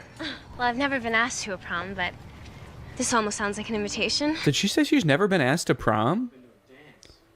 What about last year? They were dating last year. Troy didn't want to go to prom with her. His dad was probably making him run basketball drills. The only place you're going, Troy, is downtown. With the ball. Make sure you bring the ball. Time for another song. About how much Troy and Gabriella love each other. There's already like two very sentimental songs between these two. They are really setting us up for heartbreak, I feel. And also just spending like an unnecessary amount of time being like, these two are in love, okay? Don't forget that they're in love. That way, when whatever happens, we're gonna all be sad, all right? So that way, when Troy picks U of A and Gabriella gets hit by a bus, it's gonna be sad. I think they're gonna end up going to the same college. They couldn't possibly end this entire series by being like, they didn't actually like each other that much. They're just gonna call it quits. Where's our clothes? Yo, Rocket Man. Why do I feel like they're about to haze these kids? You know, we weren't just given these lockers. We had to earn them. Right. Oh, they're definitely about to haze these kids. Now drink this entire bottle of Absolute. That'd be a crazy twist in this movie. Just a little hazing. Troy is not better than doing some hazing. Oh, I thought I heard you. I was just making some snacks inside. Are you guys hungry? Only if it's your brownies. I've had them. Bring those out here. Could you take me after school to check out that tuxedo? Tuxedo? For what? For prom. Oh, honey. If that's what you call an invitation, you'll be dancing with yourself. He's like, okay. I wasn't inviting you. I'm gonna ask Miss Darbus. Then comes a song about getting ready for prom featuring, I think, the funniest moment in any of these movies. I think this tux is too baggy, too tight, it makes me look weird. Yeah, this movie's kind of funny, man. Makes me look weird. Do I want classic or vintage or plaid? I like that they're like, should I wear plaid or ruffles or a really old suit? And it's like, no, you should wear, just go to Men's Warehouse and ask for a prom tuxedo. Should I wear the ugliest thing that you've ever seen? No, just go. Just tell them you're going to prom and they'll just give you the most generic tux you've ever seen. Can't wait to remember. This reminds me of when I was a senior in high school and I was getting ready to go for prom, and I sang this song called It's Gonna Be the Night to Remember, and me and all my boys got dressed up in weird suits and danced around on the stage. This is kind of just like that, actually. Let's dance! Am I crazy, or is there like actually too much music in this movie? I feel like the plot is kind of moving at a snail's pace, because every 2 minutes there's a song, and it's like, here's what's going on right now. We're thinking about going to prom. We're Troy and Gabriella. We like each other. Also, the stakes feel very low right now. What am I supposed to be worried about right now? Troy is like, I don't know what college I want to go to. And Gabriella's like, I also have choices to make. I still have decisions to make too. And she has not elaborated.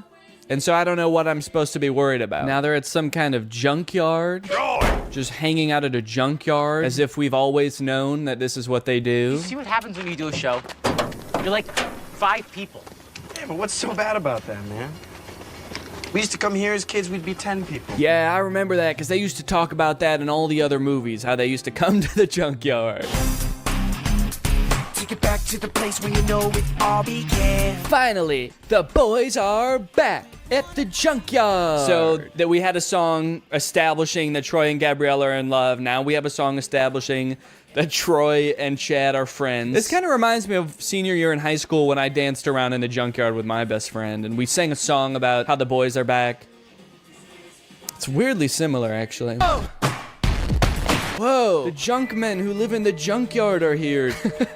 What's going on? What if Troy and Chad turn around and see them, and they're like, whoa, what the fuck, who are you? Maybe I'll just stay here next year. Stay in Albuquerque? That makes no sense. And why do I always have to make sense? Why do I always have to make sense? Why can't sometimes I just say, What are you gonna tell me about this Juilliard? The only dad to ever be pissed off that his son is getting considered for a scholarship at one of the most prestigious colleges in the country.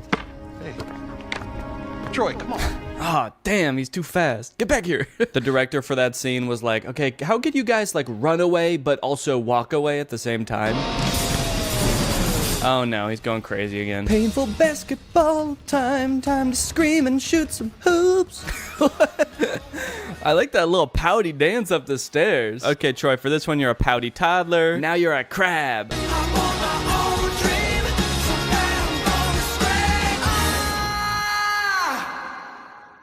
Man, he wasn't kidding.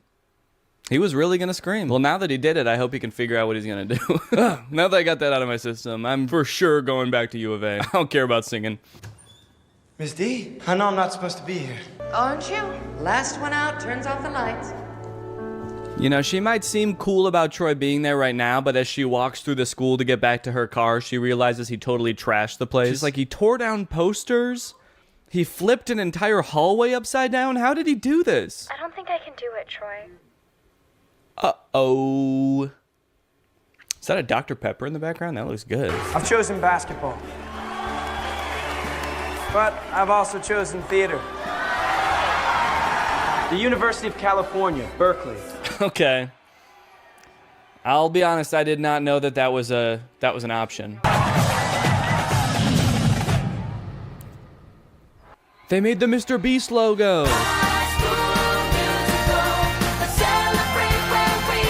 I like that they're performing for the camera and not for the audience who's here to see them graduate. They're just like facing away from the bleachers. All their parents are like, damn, I wish I could see their faces. I don't even know which one's my kid. Now they're all just gonna smile at the camera for the rest of their lives. They say, we're not going to college, baby.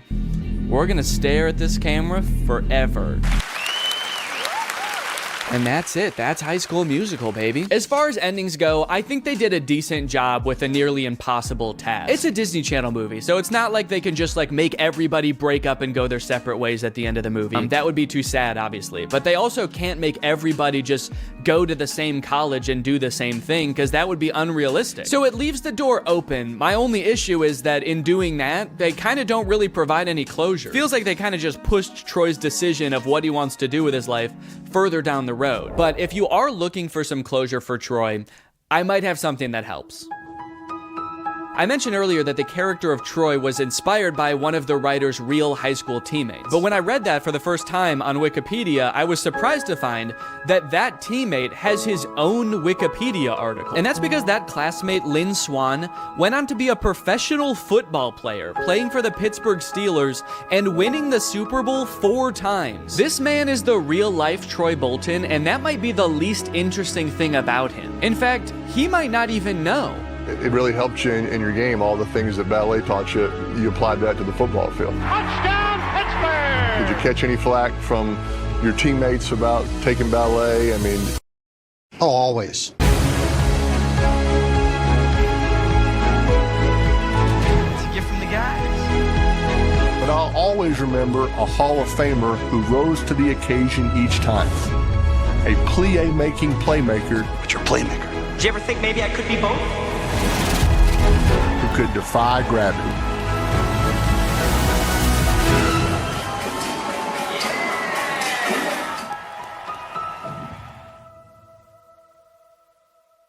What's up, Greg? New technology truly fascinates me. A new gadget being introduced to the world has the potential to change the way we live, learn, and communicate. Or, more interestingly, it could flop and become a laughingstock of the internet.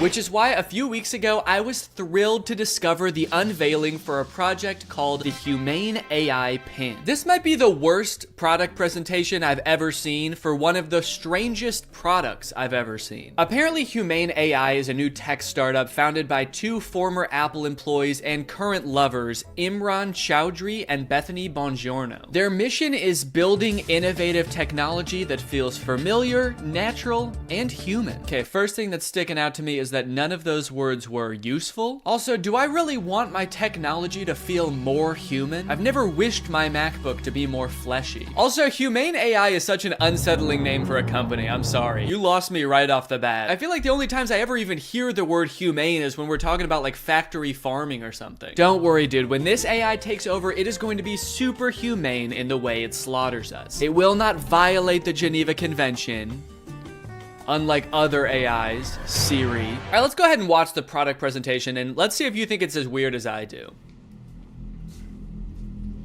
Welcome to Humane.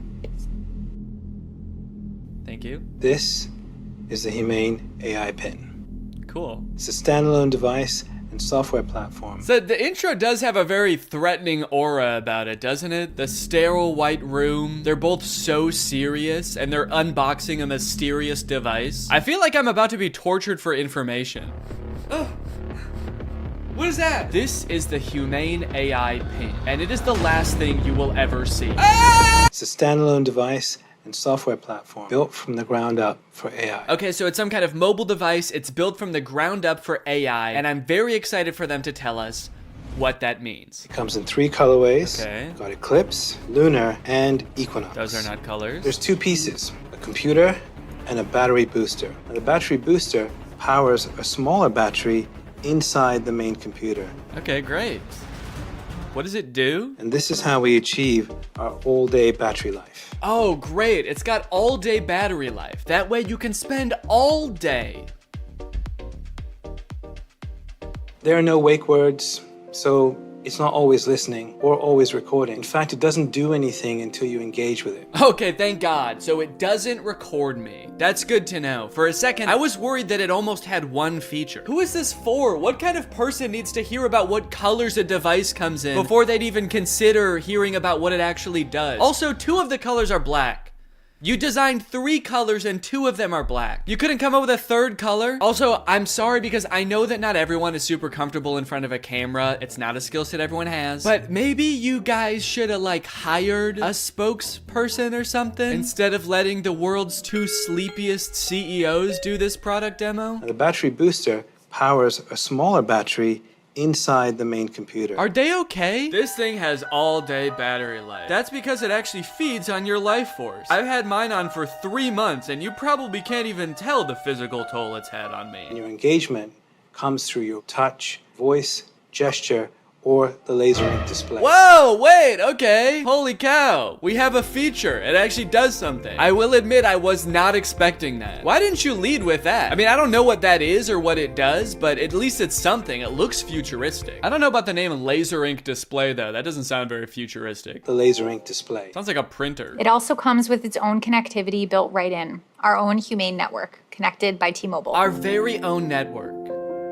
That is T-Mobile's network. We were able to pack a lot of technology into something really small. Tell me about it, dude. I can barely even count all the technologies you put in this thing. You got the laser ink display, all-day battery.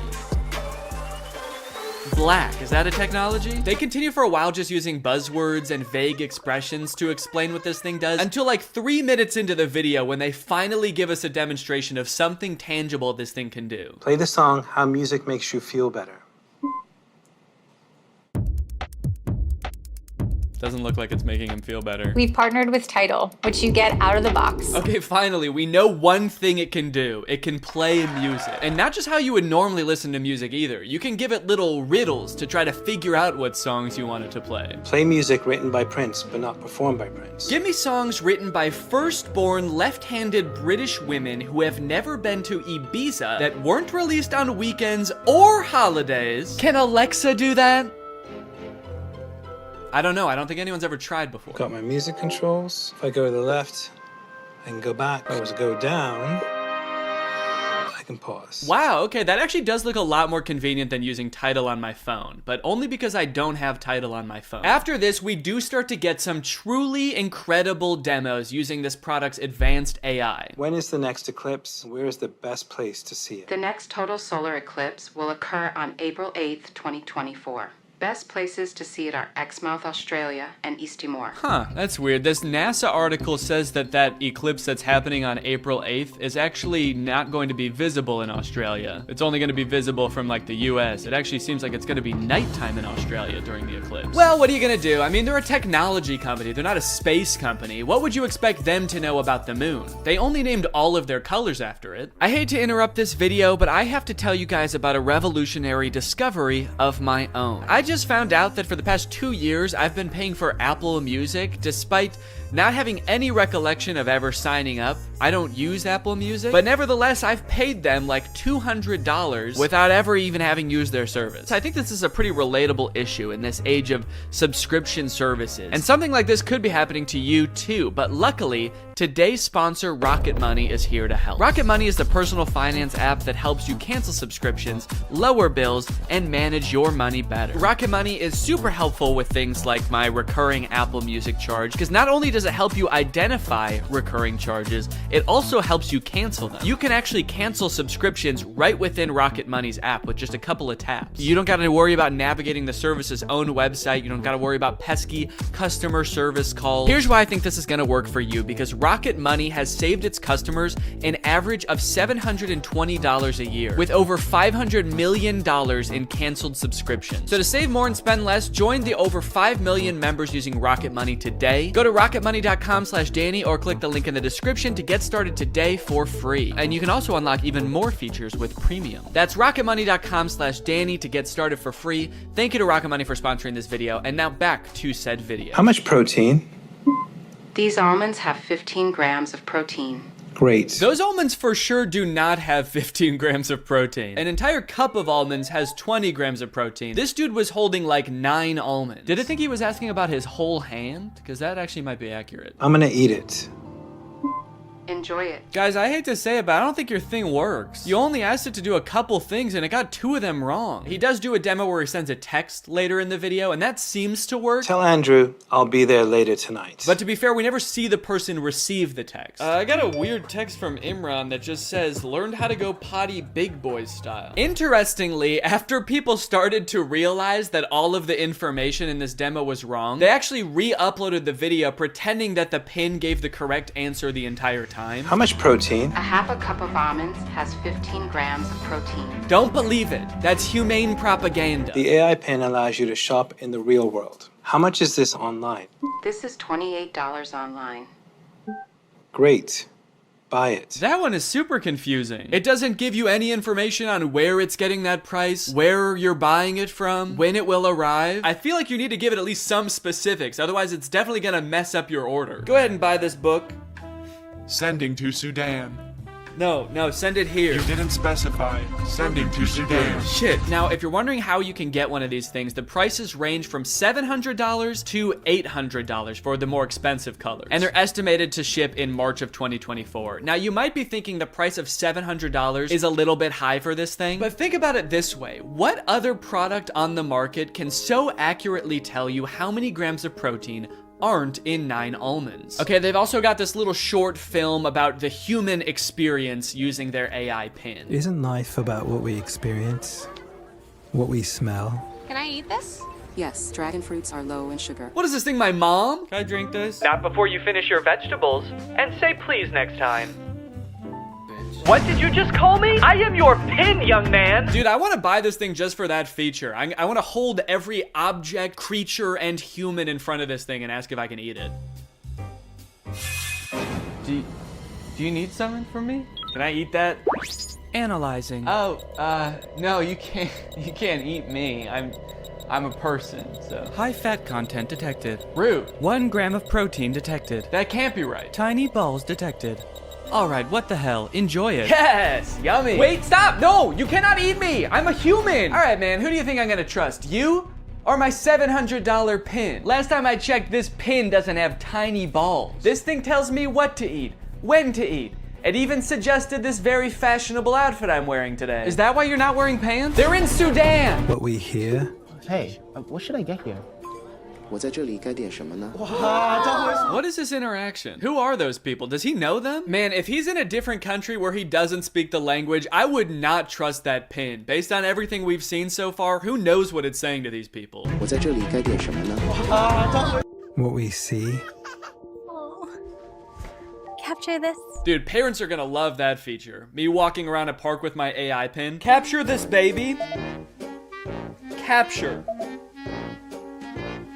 Kidnap this child. So after watching all of this, I have 2 thoughts. The first being, maybe someday this will be like a revolutionary product that changes the way we all interact with each other. Maybe we're just seeing some hiccups now, but a few product generations down the line, this thing is really gonna take off. It'll be more refined. It will know where the moon is. But the second thing is, I have a lot of questions about this product. For one, how is this better than the phones we have now? More specifically, why can't all of the features of this thing just be built into one app in a phone? And what if you don't want to be talking to your chest every time you need to Google something or text someone? Well, this thing started to pick up some traction online, and eventually the founders ended up on CNBC, where the hosts seemed to have a lot of the same questions. Joining us right now is Imran Chowdhury. He's chairman and president of the company. I'm Bethany Bongiorno. She's the CEO. We're also very scared of them. That's why we've sat them as far away from us as we physically can. We actually ordered this giant table when we found out they were coming. I don't know if can we get the camera so people can see just what we're talking about in case? Imran, you can't see as much because it's black, so it blends in with your jacket. It's black. Imran's just sitting there like...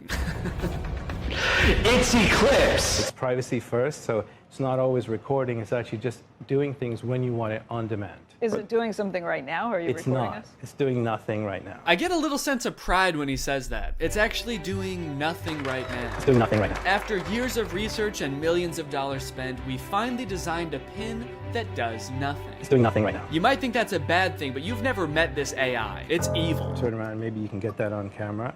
Oh, yeah. I see your hand. Yes, keep doing it. I see your hand.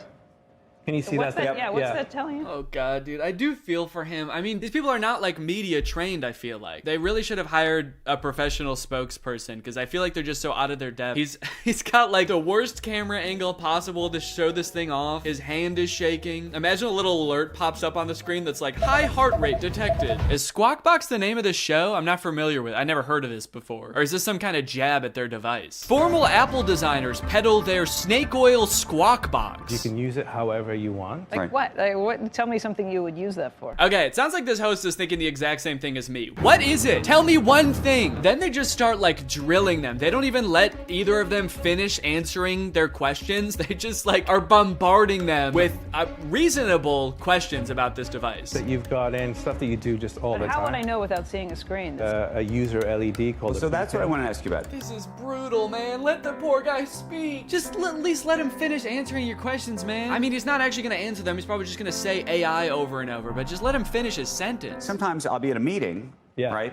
And I'm sneaking under the desk to look at my email because and I can't say, hey Siri, tell me my email. I mean, that's actually a really good point. The only way to interact with this device is to talk to it or to use this weird, clunky laser jet display, which I don't even think you can type on. So if you want to text someone, you have to say it out loud, which just does not seem practical at all. So is this device gonna revolutionize technology as we know it? There's probably only one way to find out, and that's that I'm gonna have to buy it and review it when it comes out. So let me know if you guys want me to do that, and maybe I will. I hope you guys enjoyed this video. If you're new here and you're not subscribed yet, make sure you subscribe and turn on my notifications to join Greg. I'll see you guys next time. Bye-bye.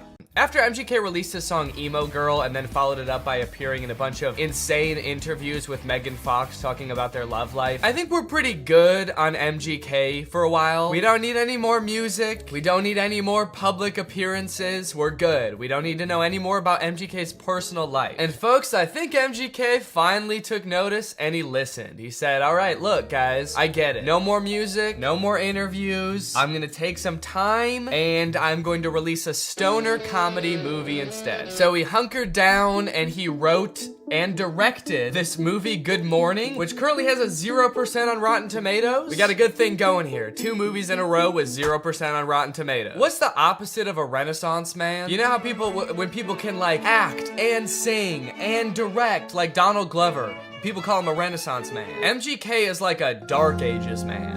MGK is a medieval man. Also, sorry if I sound sick. Sorry. The moment this movie starts, MGK, aka his character London Clash, gets kind of a weird good morning text from his girlfriend Apple. Who's texting me? Oh, it's Apple. The text say, I wish I didn't have to do this through text, and then good morning, but she spells morning with a U. Now you might think that this would make London a little bit confused, but then realize, oh, it's just a typo. And you'd be right. He does have both of those thoughts. The problem with this movie is that the entire movie takes place between those two things happening. This entire movie is about MGK being confused about what those texts meant. Before he gets too concerned, he has to Google what morning with a U means. He's like, my fans are probably young enough that both of their grandparents are still alive. I should probably explain what morning is. Well, today should be interesting. Yeah, they let you know right away that this movie was written by a millennial. Well, today's gonna be kind of weird. MGK wrote the entire movie like this. So this just happened. Yeah, so the conflict at the beginning of this movie is that London thinks that Apple is breaking up with him. That text was a breakup text. Sorry to have to do this through text. Good morning, as in like happy morning our relationship. What kind of person is Apple that he assumes the text good morning means have a good time with your depression now? Look, this relationship isn't working. We're just growing apart. I just feel like you need to have a happy morning now. A happy grieving to you, good sir. When they introduce this character, she better be like wearing a top hat and carrying around a cane. It's gonna make a lot more sense when that happens. Good morning, good morning. Today might suck, guys. I'm adulting today. All right, guys, it's time to attend the MGK School of Acting. You're about to step into an ice-cold shower. How do you react when the water hits your body? Shiver! Rub your arms to make yourself warm. Okay, those are good answers. Let's ask Professor Gun Kelly. Ooh, sorry, you guys all get Fs. Your punishment? You have to look at MGK's ass. That is just horrendous. I never wanted to see that. You know why it sucks when you're going through it with your partner? You're not going through it with your partner. She sent you one understandable typo, dude. Everything's fine. You're fine. Yo, does this look like a breakup text to you, or am I tripping? Yes. Yeah, dude, take it from the weirdest looking man you've ever seen who falls asleep in his cereal mid-conversation. That's a breakup text. I don't mean to shame this man's appearance. I think Cody Ko looks great here. This is Cody Ko if TMG made hyperpop music. This man has never sent a normal text in his life. I'm surprised he wasn't like, no, that's about as incoherent and cryptic as I usually am in my text. You're probably fine. His friend is clearly sick. At the beginning of the scene, he throws up on the microwave, and at the end of the scene, he drowns in his cereal bowl, and MGK leaves him to die. MGK, your friend is sick. Help him. And so am I. Goddamn. Also, just like a fun little continuity note, at the beginning of this scene, there wasn't a water bottle on the table, and then at the end of the scene, there is. So, that's probably why this movie has a 0% on Rotten Tomatoes. Ass continuity. I am a stickler for details. Meet Kennedy. Uh-oh, guys. Megan Fox is here, and she is not like other girls. Megan Fox plays a girl named Kennedy, who's actually not the main love interest in this movie. Her character is actually lesbian, and at the beginning of this movie, MGK explains how, like, she hates boys, but she lives with all these boys, and so she's moving out, which MGK explains right after he forgets his line. It's in rice. Come on, you got it, dude. You wrote the movie, you should know it. Please don't move out. Yes, he did it. He remembered. It's a pretty long line. I'll cut him some slack. Throughout the beginning of the movie, they're constantly introducing new characters, and every character in this movie has some kind of weird quirk. This friend, like, did too many drugs at a music festival, and now he's kind of loopy. This guy is always throwing water balloons at people. This guy, like, smokes a lot of weed. It seems like MGK wrote this movie with just a bunch of crazy, weird characters, because the only, like, joke that he can think of to put in this movie is another character saying something weird or dumb, and him just kind of looking at them being like, that was kind of weird or dumb. Mercury is in Everglades.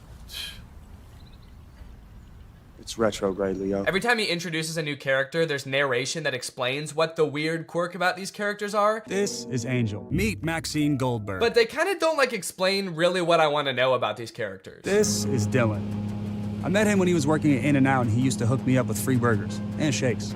He's been my boy ever since. We don't care that he used to work at In-N-Out. That is so irrelevant. Please tell us why he's so sick. Why is he throwing up and passing out? That's more interesting. The reason that London Clash is so rich and cool that he lives in Rice Gum's house is that he is an actor. So throughout the movie, he's doing actor type things. Like, he films this self-audition tape. I don't really know what he's auditioning for. It kind of seems like he's auditioning for everything and also nothing all at once. Okay, this is my impersonation of Draco Malfoy.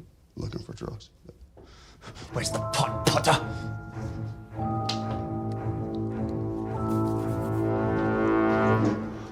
I don't like Draco very much. Honestly, this scene is pretty sad. I felt bad watching it. They don't explain what he's supposed to be auditioning for in this self-tape, but whatever it is, Jake Novak has a better chance of getting the role. I want to be the next SNL cast member. Now here's where the movie prevents the second conflict. That's right, this movie has two conflicts. The first is he gets that text with the typo, but the second is that today he has the biggest audition of his career. And no, it wasn't that self-tape audition. I guess they just kind of threw that in for goofs. He's auditioning to be the next Batman. I'm still waiting to hear from my agent about this Batman role. So, throughout the movie, London is faced with two equally important problems. The first, he has to prepare for the most life-changing, career-making audition of his life. And the second is that he's having a little bit of trouble getting a hold of his girlfriend. The stakes can't get much higher than this, folks. But Danny, can't he just prepare for the audition and then try to get a hold of his girlfriend later that day or tomorrow at the latest? No! They could be dead tomorrow, especially that one guy. He could die any second. They have to do both of them today. This movie kind of feels like a Lele Pons YouTube skit from like 2017, but instead of like 10 minutes long, it's an hour and a half long. From the sound effects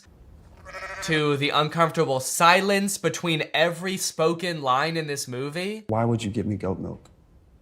I watched an interview. You said you like goat milk. I can't tell if they're using the awkward silence for like comedic effect to like really hammer home that like, these guys are kind of weird. Or if the silence is more just because nobody knows their lines very well. There's another option that they added in all these pauses in the movie because we're supposed to be laughing at the things that they're saying in the movie. So they added in nice little pauses for us to laugh. She left with the dude?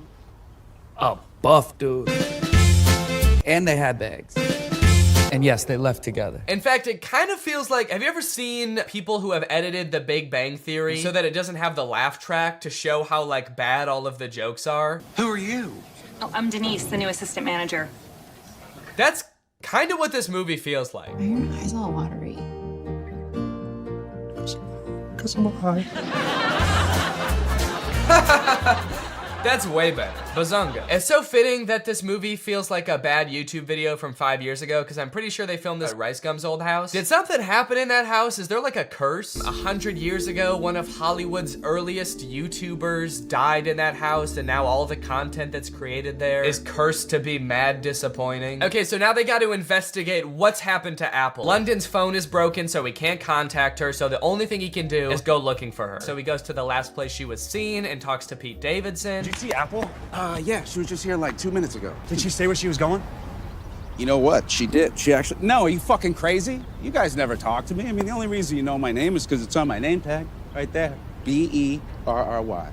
Barry. Pete Davidson feels like he's not really invested in this movie at all. He breaks the fourth wall a little bit too much in this movie. He reads his name tag like he's making fun of the fact that it doesn't say Pete Davidson. He's like, Barry? That's not my real name. My real name's Pete. It's funny because I'm very clearly Pete Davidson and not some guy named Barry who works at a valet stand. There's also a scene later on in the movie where he looks directly into the lens of the camera. I think they could have cut that out. Well, talking to Pete Davidson, sorry, Barry. It's just so funny that he's pretending to be Barry. Talking to Barry didn't get him any leads, so I guess that means now it's time to go to his audition. No, sorry. Sorry, he breaks into Apple's house to find clues? Find clues, please. Find clues of what? What might she have left lying around that would indicate whether she made a typo this morning or not? They find a bag of her fingers? She was missing her fingers this morning. That's why she fucked up the tags. Oh. We should probably call the police, right? I'm not breaking into my girlfriend's house.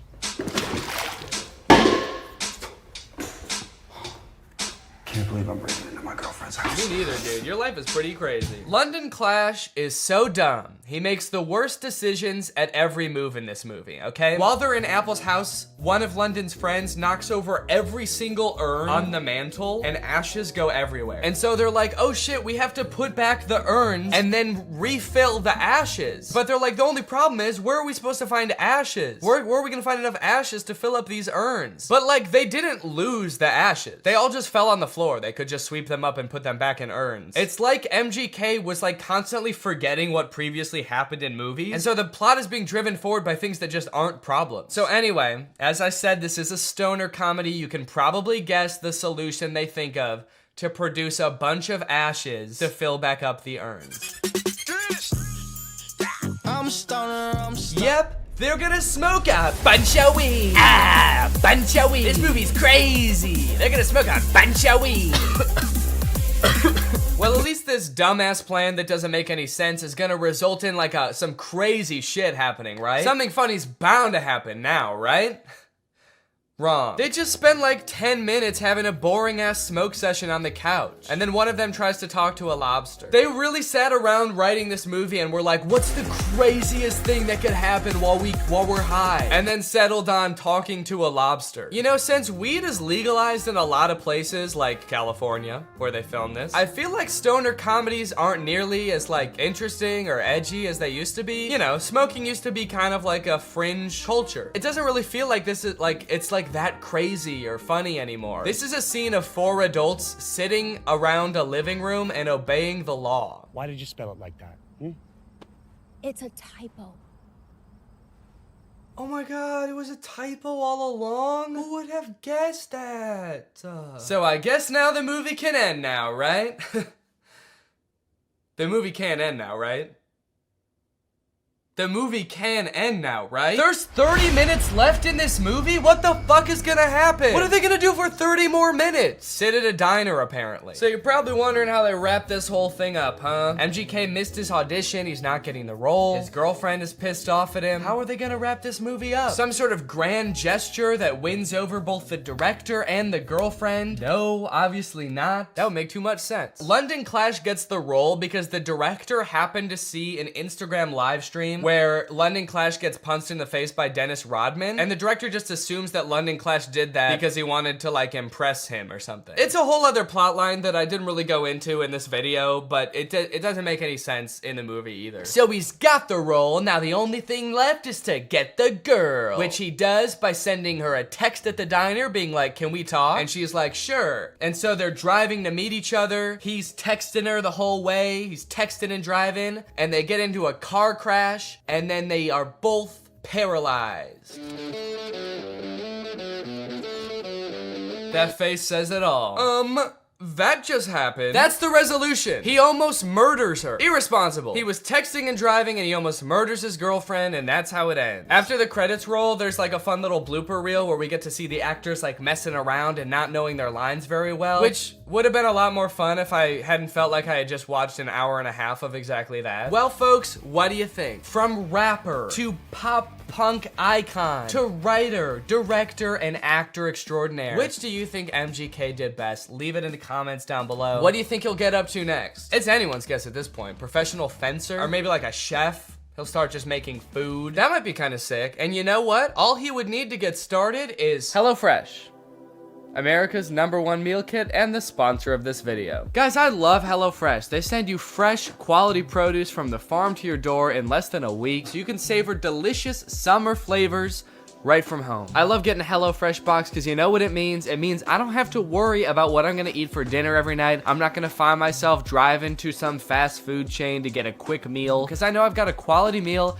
that I can whip up in like 35 minutes right at home. And I know it's gonna be tasty. I know it's gonna be healthy. If you're trying to stick to a particular health goal, HelloFresh has you covered because they have veggie options, fit and wholesome options, and pescatarian options. So HelloFresh fits a variety of lifestyles. Their plans are super flexible. You can pause 1 week if you want to. You can add more food 1 week if you want to. And even if you're on vacation, you can change the delivery address to deliver to your vacation destination. And then you can have home-cooked meals when you're at the family reunion. HelloFresh is the very first carbon-neutral meal kit company, and nearly all of their packaging is recyclable. They help cut down on food waste because they send you pre-portioned ingredients so you're only using what you need. So if you want to check out HelloFresh and have a flavorful summer, then head on over to HelloFresh.com. Use my code TrulyGreg16 for up to 16 free meals and 3 surprise gifts.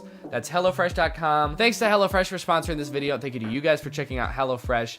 Now I'm going to do the outro of this video. All right, you guys, thank you for watching this video. I hope you enjoyed it. If you're new here and you're not subscribed yet, make sure you subscribe and turn on my notifications to join Greg. Greg is what I call my audience here on YouTube. We're the biggest and happiest family on YouTube. That is a scientific fact. Please do not look it up. Please do not fact check me, because facts don't care about your feelings and I don't care about facts. All right, I'll see you guys next time.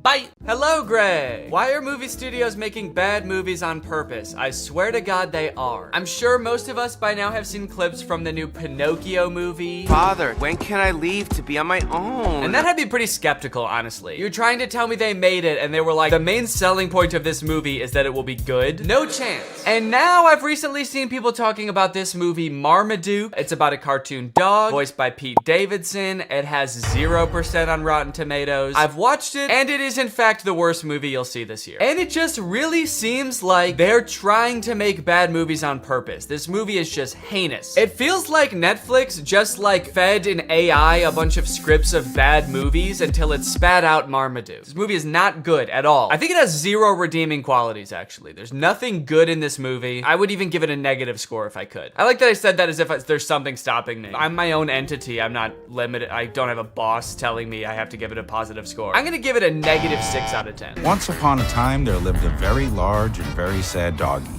His family got mad at him just for being himself. We begin with a narration from Pete Davidson himself, who could not sound less interested in explaining the exposition of this movie. Marmaduke was some fucking dog, dude. I don't care. I'm dating a Kardashian, man. You think I need this? I personally don't have a problem with Pete Davidson. He's a funny guy. He was not up to the task of being the main character in this movie. This is a cartoon dog. You need someone with like a crazy range. Pete Davidson's emotions range from high and pleased down to high and indifferent. That's about all the variety you're gonna get out of Pete Davidson. After watching the movie all the way through, I'm not even 100% sure that Pete Davidson even knows he's in this movie. I haven't seen Pete Davidson do any promotion for this movie. I don't think he's done interviews talking about, you know, getting into the role of Marmaduke. I would not be surprised if they just like took audio excerpts of Pete Davidson from like other TV shows and just like found a way to make a movie about a dog around them. You can't ban me from Billy's party. It won't be a party without me. Gather round, boys and girls, and watch this. Go ahead and look at the characters in this first scene here and tell me, what is your reaction? Art is subjective. What you like depends entirely on your life experience, your personal taste, you know, where you were born and raised. For example, I was born in the 1990s on Earth, and I hate every single one of these characters. There are 3 body shapes in the universe of Marmaduke. There is eerily slender, bouncing egg. That's right, they don't walk. The round characters, they just kind of bounce from place to place. And then there's Mom. Mom has a serious case of the Pixar mom syndrome. I guess the creators of Marmaduke decided to take a page out of Pixar's book when designing the mom, and then they ignored all the other pages in the book about like how to make a movie. Anyway, through a little bit of narration, we find out that the reason Marmaduke is not allowed at this party is because he's basically a terror to the family. Marmaduke is a nightmare. He chases the cat, he tackles the local butcher for some bones, he beats the shit out of the dad. This dog is terrorizing his family. This is a bad boy. Don't you think you're being too hard on poor Marmaduke? He's gone too far, Donnie. Maybe we need to enroll Marmaduke in obedience. As if this family wasn't going through enough already, dude. Look at the dad's nose. Look at his nose to arm ratio. He doesn't need this right now. He's got bigger fish to fry. His nose is about 3 times thicker than his arms. What the hell? Compare that to Marmaduke. And the shot where he's just beat the shit out of the dad for his comfy chair. He's jacked. He looks like a kangaroo. They're living with a wild animal in their house, and this dad's arms are made out of wet spaghetti. And Marmaduke has the audacity to be upstairs in the window like, come on, let me into the party. What is it, cause I like steak a little bit too much? And it's like, no, dude, you keep beating up my family. You killed our youngest daughter. But Marmaduke's not trapped upstairs for long. He decides to start chasing a bee around the room that he's trapped in, and the bee goes through the window, and then Marmaduke like crashes through the window, and he lands in the pool, which causes like a mini tsunami in the backyard. Who wants a hot diggity dang that dog? You know this dog is bad when the dad turns around and just sees a tidal wave coming towards him and he says, dang that dog. As far as he knows, the dog is upstairs in the room. He didn't see Marmaduke fly in the pool, he just turned around. This man saw a tidal wave and was like, the fucking dog! This family has suffered so much at the hands of this dog.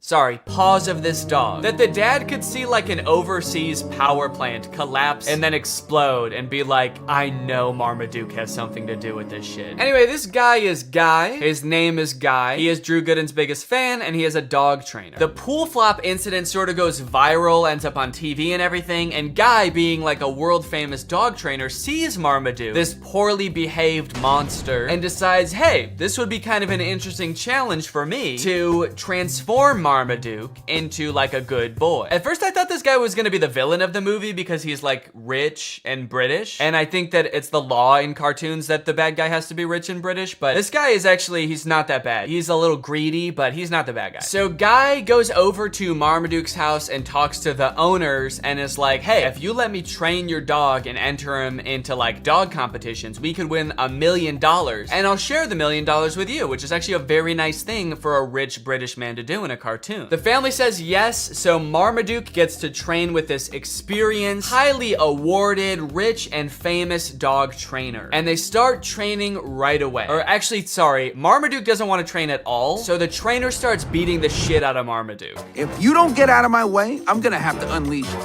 thunder, lightning, as you wish. Yeah, that's right, they're about to fight. Marmaduke doesn't want to train, so they start like backing up and putting their deuces up. When this part happened, I was like, this is crazy. This human's not actually about to start punching a dog, right? And luckily, I was right. He kicks the dog. Dude, he kicks the dog, throws him into a tree. You're like the most famous dog trainer in the world, and this is your secret method. Dog training tips your trainer doesn't want you to know. Beat the shit out of your dog.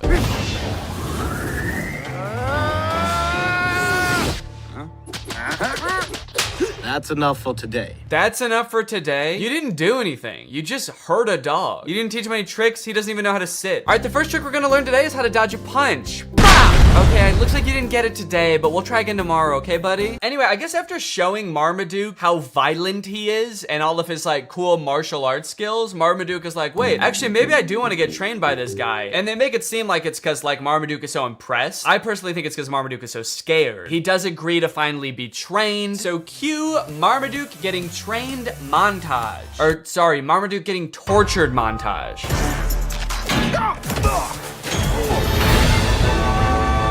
Yeah, that's right. Before Marmaduke agreed to get trained, Guy just beat the shit out of Marmaduke. But now that Marmaduke has agreed to be trained, he is still getting beat up, but just in new and fancy ways. This movie is essentially about a dog who loves to eat and suffers greatly for it. You know what is one thing that's unclear about this movie? Can Marmaduke talk? Earlier in the movie, Marmaduke was trying to talk to the people and all they could hear was barking sounds. I think you're being too hard on poor But then Marmaduke and Guy seem to have full conversations. So who is speaking the other one's language? Is Marmaduke speaking English? Or is the trainer barking at Marmaduke? Like if you were to walk by the park where Guy is training Marmaduke, is Guy just going like, arr, arr, arr? This movie is completely uninterested in answering this question. After Marmaduke has been thoroughly beaten and humiliated by Guy for a week or two, it is time for Marmaduke to enter his first dog show. This is where we meet Marmaduke's main competition and basically the villain of the movie, this beautiful dog Zeus.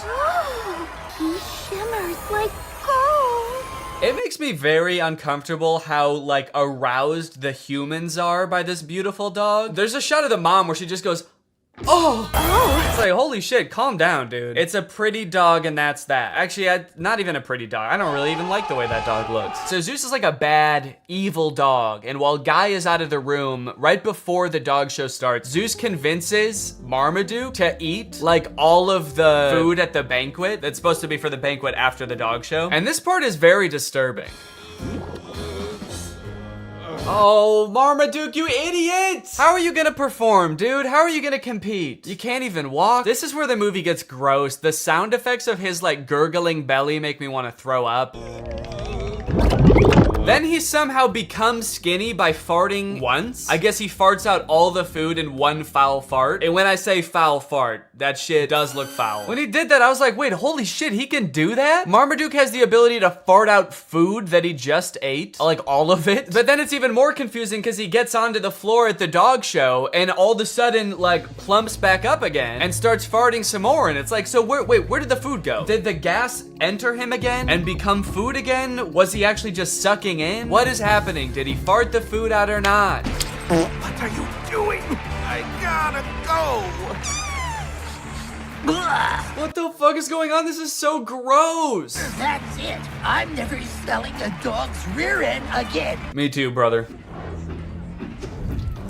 Gotta go, Marmaduke. Then it only gets worse. Marmaduke flies through the air, lands on the trophy for the dog competition, and he farts, and he shits, and he farts so hard that I thought he might be dying. He gets onto the trophy and like goes from plump to shriveled up like a raisin. He shrivels up into a little doggy skeleton. The dog is very sick. The dog should be rushed to the hospital immediately after this, actually. The cloud of his fart gas like envelops the entire crowd. People are screaming. I think he might have killed people, honestly. This is just an awful scene. I don't know why the writers thought that this would be fun. For anyone, even for kids, it's like, is your dog pooping in the wrong spot ever that funny? I don't think I've ever like come home and my dog is like pooped somewhere she wasn't supposed to and been like, that's hilarious. That's actually good one, Sunday. Dude, you fucking killed it. I should be mad, but that's actually mad funny. To be fair, if I did have like a comically big trophy in my house and I came home and the dog had pooped in the trophy, that actually might be kind of funny. But not if she was also like sitting on top of the trophy as like a shriveled up skeleton and my house was full of noxious gas.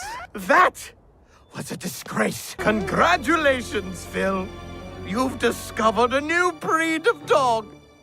The Not-So-Great Dane. Not-So-Great Dane is actually a pretty light roast considering Marmaduke just like detonated a chemical weapon at a dog show. You sent 30 people to the hospital, Marmaduke. At least call him a Shih Tzu or a Fartsu. Hey guys. Watch out. It's El Stinko. At first when I watched this, I was like, oh really? The cheerleaders at the local middle school were following like the dog competition news over the weekend? Dog shows are that popular, really? They just happen to be watching? But then I realized, no, this was probably on the news. If this happened in real life, it would be on the news. She shares a home with Scooby-Poo. Yeah, did you see the pile of dead birds? It's actually not that funny. That area is permanently off limits to all life. Anyway, Marmaduke has pretty much brought disgrace to the family. Our dog's a loser. He's not a loser. This movie's getting kind of dark. This is a really somber, like, middle section of a children's movie. He's not a loser! It just turns into Marriage Story. Marmaduke is a Great Dane! Then come to find out that the trainer has actually billed them for all of the training, and it's like a shit ton of money. They go through the list, and it rolls by in this like Star Wars style credit roll, and it's meant to fly by really fast so you can't read anything, but I paused it just to like look through what some of it is. Some of the items on this list are more than the $1 million they would have won at the final dog show. There's things for $29,000, $35,000, $1.4 million. Also kind of a funny detail, the writers I guess couldn't come up with enough things to actually make the list that long, so they just literally copied and pasted the same chunk over and over. So if you just play it, you'll see like the same thing worth $1.5 million over and over in this list, and it's like you couldn't just keep coming up with different numbers at least?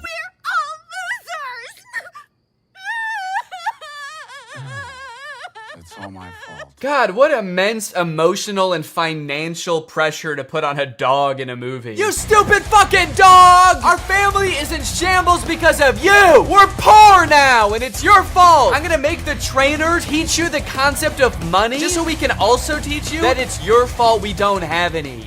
You not so great Dane. As Marmaduke sort of loses his mind and bursts out the door into the rain and starts running down the street, you may ask yourself, is this fun? Is this like a fun movie for kids? An innocent dog reaching the end of his rope, desperate, physically and emotionally beaten to the brink of insanity. Is this fun? I'm gonna be honest, I don't think any kids have watched this movie. I think 0 children have watched this movie. I had to like scroll to find it on Netflix. They were not highlighting this movie. Believe in yourself. Believe I'm a champion? Yep. Come on, let's go home.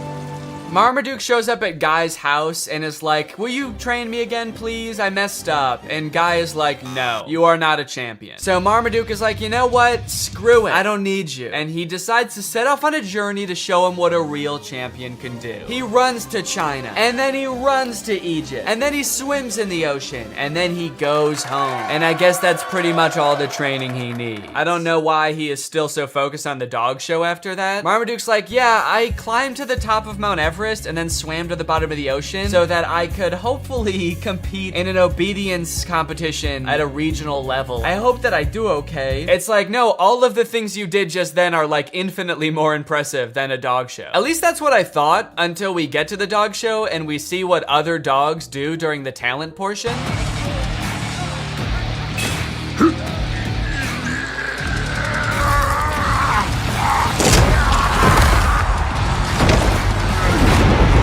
Okay, so the bulldog is winning the talent competition. The bulldog is winning the whole show. Forget about the other dogs for a second. There is no way that Marmaduke can do anything near that impressive. I know he ran around the world, but he just ran and swam. This dog lifted up a convention center. The other dog's not quite as impressive. One of the dogs dances, pretty lame. And another dog did like a half fight, half rap in like a magical bubble environment. So that was pretty cool. I didn't know there was magic in this universe. They just decided to spring that on us in the last like 20 minutes of the movie, but I just don't understand how they were able to continue the competition after the bulldog lifted up the building. If I was in the crowd, I would be on my hands and knees crying after that. I don't think that it's fair to continue the show. Look deeply into the golden fleece of my Zeus.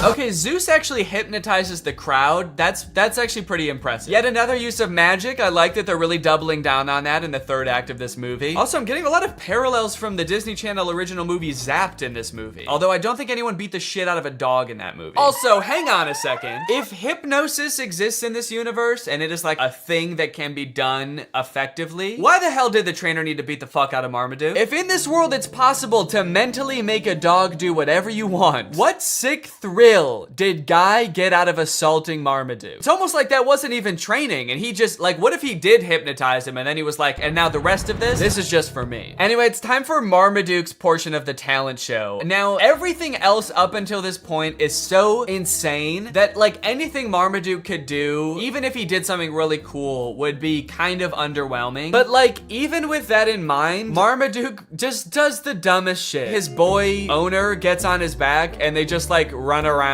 the stadium. I'm sorry, Marmaduke, but that was not impressive at all. We literally all just saw magic happen. We saw a bulldog lift up a building. I know I keep mentioning that, but that was insane. We all just saw an entire crowd get hypnotized by a creepy blonde dog, and Marmaduke's like, yeah, but can you do this? Are you trying to bankrupt your family, Marmaduke? Because that's what's gonna happen if you keep this shit up. Are you trying to destroy your family's lives? You're going to. Keep dicking around on the ground like that with no talent, and you're gonna destroy their lives. It's happened before, it'll happen again. Okay, a little plot twist happens at the end of the dog show. Zeus, the beautiful dog, wins. Obviously, he hypnotized the judges, so we kind of thought that was gonna happen anyway, but it turns out that one of the judges is actually Zeus's trainer in disguise, so he gets disqualified from the talent competition. I kind of feel like it was pretty dumb of him to do that because he had a shot at winning anyway. It's not like he was like a total underdog. Dude was basically an overdog. He was actually bound to win. He hypnotized everybody. That trophy's mine.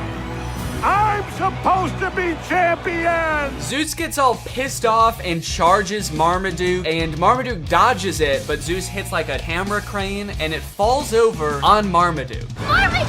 Uh-oh. Uh-oh. That's actually a really funny thing for a cartoon dog to say right before he fucking dies. Uh-oh. And then he actually dies. Marmaduke, buddy, talk to me. Is Marmaduke gonna die? Please, boy, be okay. Is Marmaduke dead? Marmaduke was a good dog. What the fuck, dude? We will miss you very much. Okay, they're spending way too long on this if he's not actually dead. He should have come back alive by now, probably. Is there still time to hit the awards banquet? Jesus Christ, dude. You have to admit, if he did die, that would be objectively the funniest ending to this movie. Marmaduke doesn't win the dog show, and then he dies. And then everyone's really sad, and then the movie ends. In my head, when this was happening, the first time I watched this, I was like, please roll credits, please roll credits. It would be so fucking funny if Marmaduke dies. Oh, fuck, he's alive. Anyways, if this movie couldn't get any worse, it ends with an original song by Pete Davidson about being a dog. I'm the biggest dog around, the greatest Dane in the whole darn town. But my family doesn't understand. I gotta eat, it's my command. Did they give Pete Davidson 40 seconds to write this song? All right, Pete, it's time to record the ending song. What ending song? You guys didn't tell me there was gonna be an ending song. I don't know, man, you tell us. Hit it. All right, well, yeah, that's Marmaduke. Let me know what you thought, and now it's time to talk about our sponsor.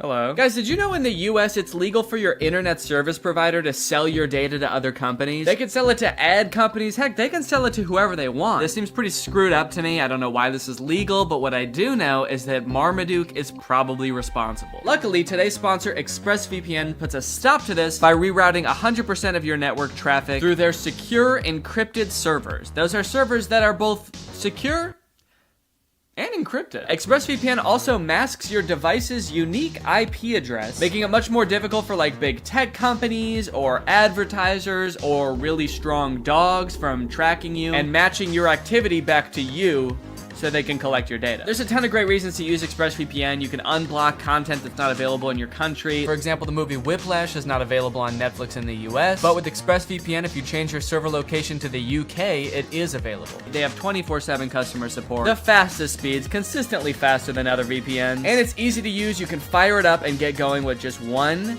click. I've got ExpressVPN on my computer and my phone, pretty much every device that can have it in my house. So find out how you can get 3 months for free by visiting expressvpn.com/Danny Gonzalez. That's expressvpn.com/Danny Gonzalez. Thank you to ExpressVPN for sponsoring this video, and thank you to you guys for checking out our sponsor. Please get out from under my desk. All right, guys, thank you for watching this video. If you're new here and you're not subscribed yet, make sure you subscribe and turn on my notifications to join Greg. Is that in focus at all? Greg, join Greg. Greg is what I call my fans here on YouTube, my fan base, my audience. But we're more than that, you know? We're a family, we're an army. We are one guy named Greg. So if you want to join, then turn on my notifications and subscribe, and I'll see you guys next time. Bye-bye. What's up, Greg, and welcome back to another episode of A Grown Man Spends 20 minutes making fun of a movie for kids. You may have noticed something a little bit different. There's a microphone in the frame. I got a new stand for my microphone, and apparently the only way I can get it like close enough to me is by having it slightly in frame. So I hope this isn't super distracting. This would be kind of a crazy way for like one of those faceless YouTubers to film videos. What's up, guys? So today we're going to be talking about Zapped. And after watching this movie, I'm starting to think that the writers of Disney Channel original movies are not capable of writing a movie that's not about a teenager trying to control the opposite sex and mold them and craft them to their liking. You got Pixel Perfect, a movie about creating like the perfect girl pop star, How to Build a Better Boy, pretty self-explanatory in the title on that one. And then you got this movie Zapped, which is about Zendaya discovering that her dog training app can actually train boys to obey it can train boys to obey her every command.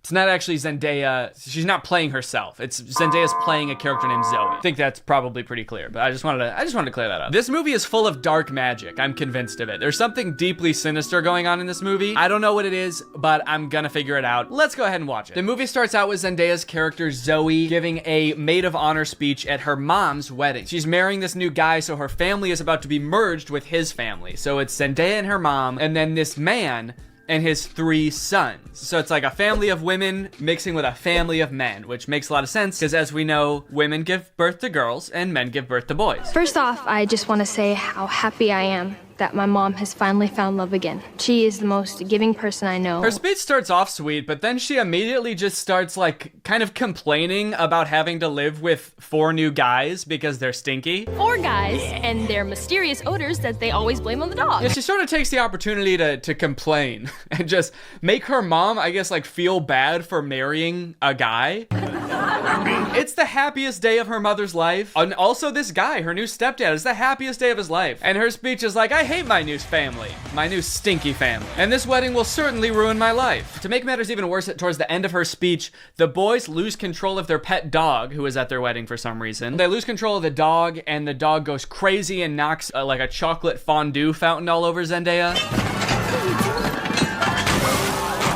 And at this moment, I couldn't help but remember that Zendaya's character in Euphoria is supposed to be the same age as Zendaya's character in this movie, and their lives are drastically different. Throughout this movie, you will find that the characters are like super weird. They're like caricatures of people that don't exist in real life. And to show how much it's gonna suck really living with the boys, the writers of this movie decided to have the next day start with Zendaya's new stepdad screaming in the hallways, getting everybody ready for school. But then when he sees Zendaya come out of her room, he like doesn't know how to talk to her. Hey, morning, sport. I mean, hi, girl. Hi, girl. It's like, dude, you're 50. Have you never talked to a girl before? The movie then establishes why each one of the new guys that she lives with is like gross in some way. One of her little brothers is really messy. The other one's always like cooking gross stuff. Which is like a weird character trait. I get the messy younger brother, but like the gross cooking younger brother, is that a thing? Is that something I'm supposed to be able to relate to? And then the oldest of the brothers is like always frantically running around. He's like always late for something. He's really scatterbrained. My pants. Where are my pants? Where are my pants? Where are my pants? Okay, excuse me, can we just establish a few ground rules here? You're not wearing pants. Please stay out of my personal space bubble. Look, Zoe, I have morning basketball practice and then a players meeting and then a captain's meeting and then even more practicing. Kind of weird to respond to a request about like not invading my personal space when you're not wearing pants by saying like, but Zoe, I've got basketball practice. Like he fully like bumps his butt on her while getting ready in his underwear. And she's like, can you not do that? And he's like, sorry, sometimes when you're busy, you just gotta rub up on your stepsis in your underwear. What don't you get? I'm in many extracurricular clubs, okay? Along with moving into a new house with all these boys, she also starts attending her new school, which is the school that her brother goes to. And you know how in Disney movies, there's always like the distinct cliques, like there's the popular crowd and then there's like the stoners, but they never say stoners in the Disney movie. They're just kind of like, these are like the kids who wear jean jackets. This movie has the most insane high school posses ever. You got the skateboard boys. Okay, that's pretty normal. The next group she sees are the shirtless workout boys. And then just the straight up stinky boys, where the only like defining characteristic is that they're dirty, flea-ridden, smelly boys. You can hear like flies flying around them. What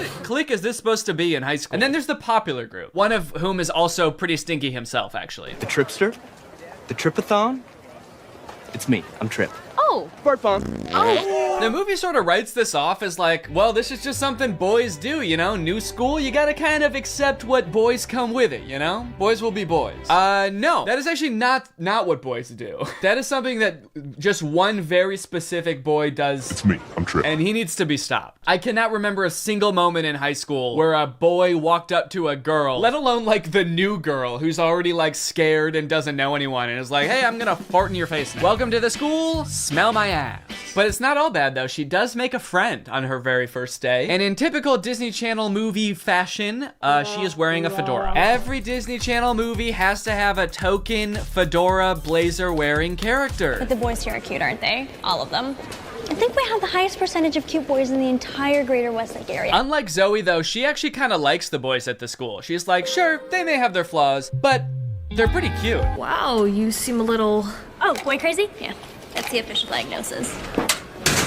Hold up, this girl has a picture of a boy that goes to her school in her locker? Is that a thing? I remember in like middle school, girls would have pictures of like celebrity boys in their locker. Imagine seeing a picture of you in somebody else's locker. I'd feel like I was being hunted. It's weird to have his picture in your locker. It's even weirder in the movie when we find out that she also actually has pictures of him printed out on her pillows in her bed. Gulp. That's scary. Imagine if they start dating, she's like FaceTiming him in bed, and she like accidentally tilts the camera a little bit to the side, and he just sees his own face next to her. Wait, what was that? Is that me? Of course, Zoe does have a love interest in this movie, and he is introduced early on. It's this guy. Every boy in the movie is depicted in a negative light except this guy, because this guy, he's not like other guys. Mr. Kale, pay attention. There will be a quiz on the praying mantis. Sphodromantis viridis, carnivorous member of the phylum Arthropoda, class Insecta. Wow, he really is different than all the other guys. He knows about praying mantises. Most guys around this school don't know shit about bugs. Yeah, the movie really seems to depict this guy as like the way that guys should be. Guys shouldn't be stinky and messy, okay? Guys should wear beanies and sunglasses and know shit about bugs and be 35. I know I talk about this in like every Disney Channel original movie video that I make, but this guy literally looks like he's 30. Maybe he was held back for being too cool or not not being stinky enough. That seems to be a requirement at the school. He went on stage to accept his diploma and they shook his hand and they were like, wait a minute, why isn't your hand sticky? Actually, there's no flies flying around you. Get out of here, dude. Back to freshman year. No wonder you do the silent lone wolf sunglass rebel thing. Oh, it's pancake mishap this morning. No, I'm not looking at that. Okay, well then what are you looking at? I'm looking at you. Creepy. Stops in the middle of the hallway just to stare her down. I think I've got you figured out. Oh, really? Mm-hmm. Yeah, I don't know, man. This just comes off as creepy to me. I guess this is supposed to be romantic, but it's not really romantic to me. Just scary. I can see inside you. Another one of the plot lines in this movie is that Zoe wants to join the dance team, but the girl who runs the dance team is like the popular mean girl. She doesn't want Zoe on the dance team because she's too good at dancing and it's gonna make her look bad or something. Anyway, by now you're probably wondering, when the frick does this app thing happen, right? When the frick does Zoe discover that the dog training app works on boys? Well, at first, it doesn't. Zoe's just trying to train the family dog because it's all just like the rest of the boys in the house. It's stinky. Gross. And it like destroys her room and shit. Breaks this thing that her dad gave to her. She downloads this app called Listen and Obey, which is kind of an ominous sounding app. Sit.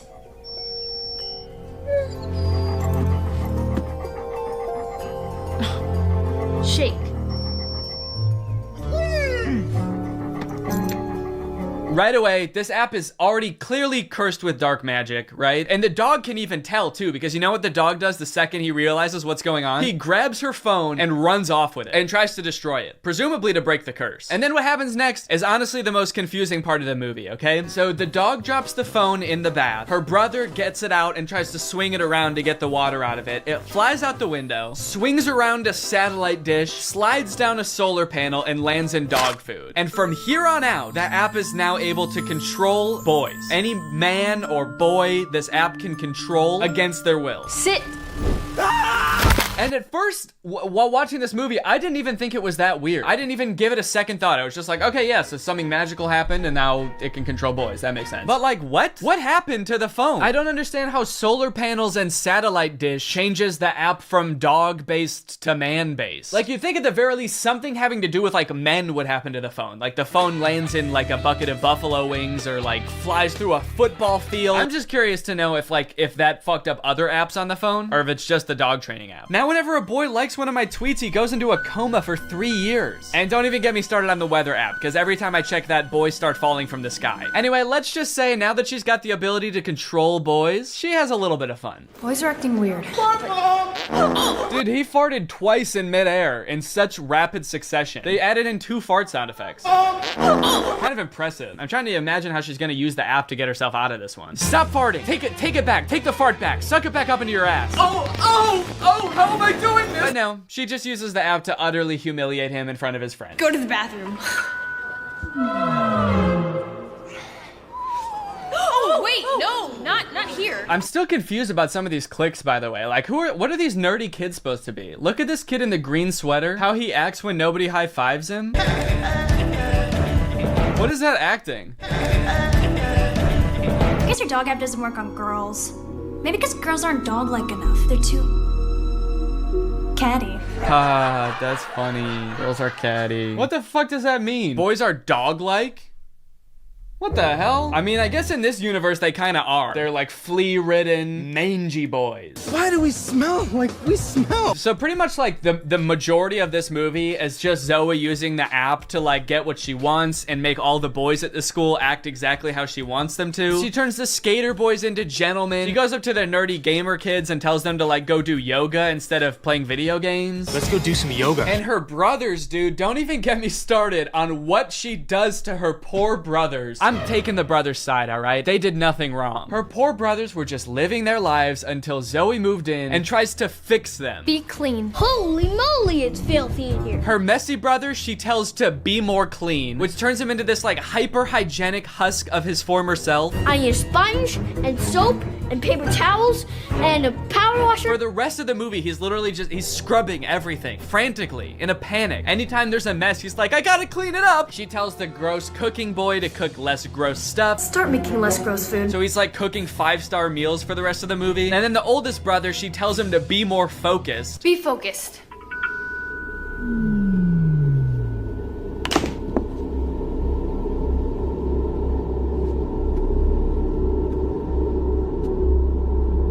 Lampshade. The boy is just like focused on inanimate objects for the rest of the movie. He's just like staring at a lamp or at the basketball net. She turns her own family into like mindless zombies and she's like, this is better. This is nice. It's creepy, dude. It's eerie, this movie. In all honesty, dude, this show walked so that WandaVision could run. This is basically WandaVision. In fact, since they're both owned by Disney, I wouldn't be surprised if this was in the same universe. This is like a prequel to WandaVision. This is where she gets the idea. It's kind of funny how low the stakes are considering the power that she holds. She could like take over Wall Street. She could get rich. She could make anybody do what she wants. Any man. She could fix every war. Create world peace. In fact, I think her friend says that at one point in the movie. She's like, we could end every war with this. And Zoe's just like, yeah, we could, but I simply will not. I think it's more important that my brother stares at a lamp for the rest of his life. That's kind of the shit I'm on. Things aren't nearly as terrible as they were.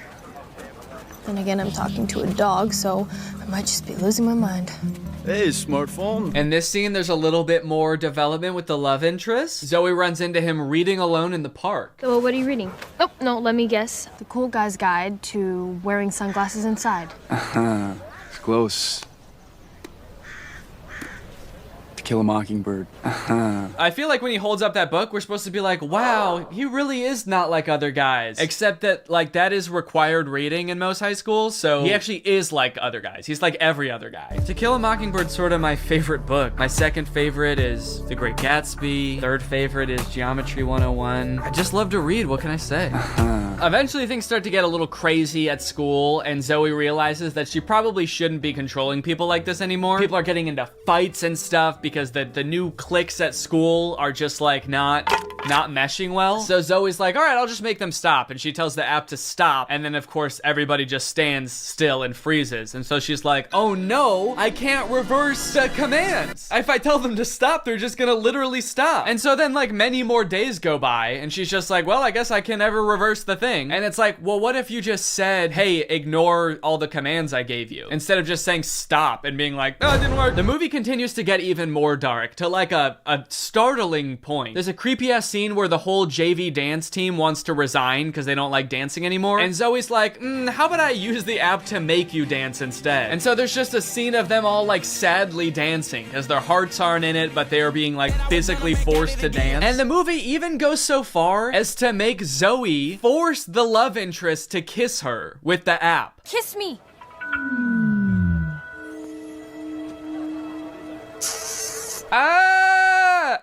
She just forced a guy to kiss her. Disney, what are we doing here, dude? What's going on? We need to have a talk with the writers of these movies. Anyway, Zoe feels bad after this, and she gets all stressed because there is a college scout coming to the basketball game. But Zoe's brother obviously isn't playing very well because the only thing he can do is like stare at an object for hours at a time. Welcome to a new season of Husky basketball.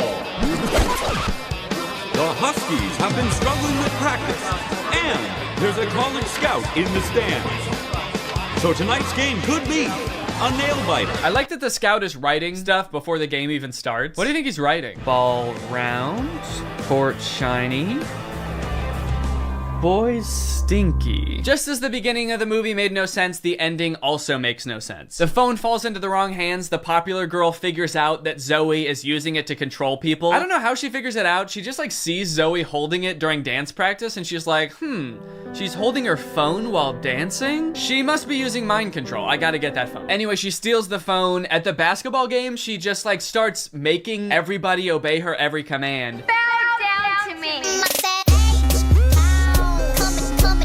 In order to get the phone back, Zoe's like, how about I just do whatever you want? I'll do anything you want. Just say the command. Hands. And then this happens. Roll over.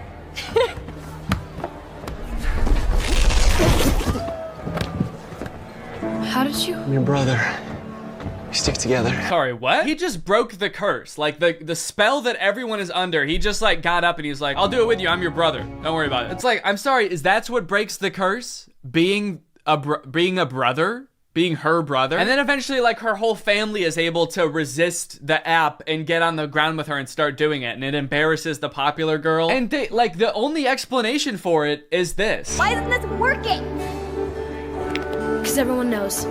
You can never make a dog turn against its own pack. The rules to this movie, the lore does not make sense. I guess that's just how Disney Channel movies go. In the end, everyone sort of learns that like, hey, girls have things that girls do that are weird to boys, and boys do things that are weird to girls. And that's just how we need to leave it. Which in some sense I would agree with. Not in this movie though. The boys are disgusting in this movie. They need to change something about themselves. I think that there could be some middle ground between her mind controlling them and them just being utterly repulsive. Anyway, the moral of the story is like Zoe realizes that she is not God and should not have unilateral control over everyone's lives, and they all live happily ever after. Well guys, we may never be able to control boys using our smartphones, but you know what we can control?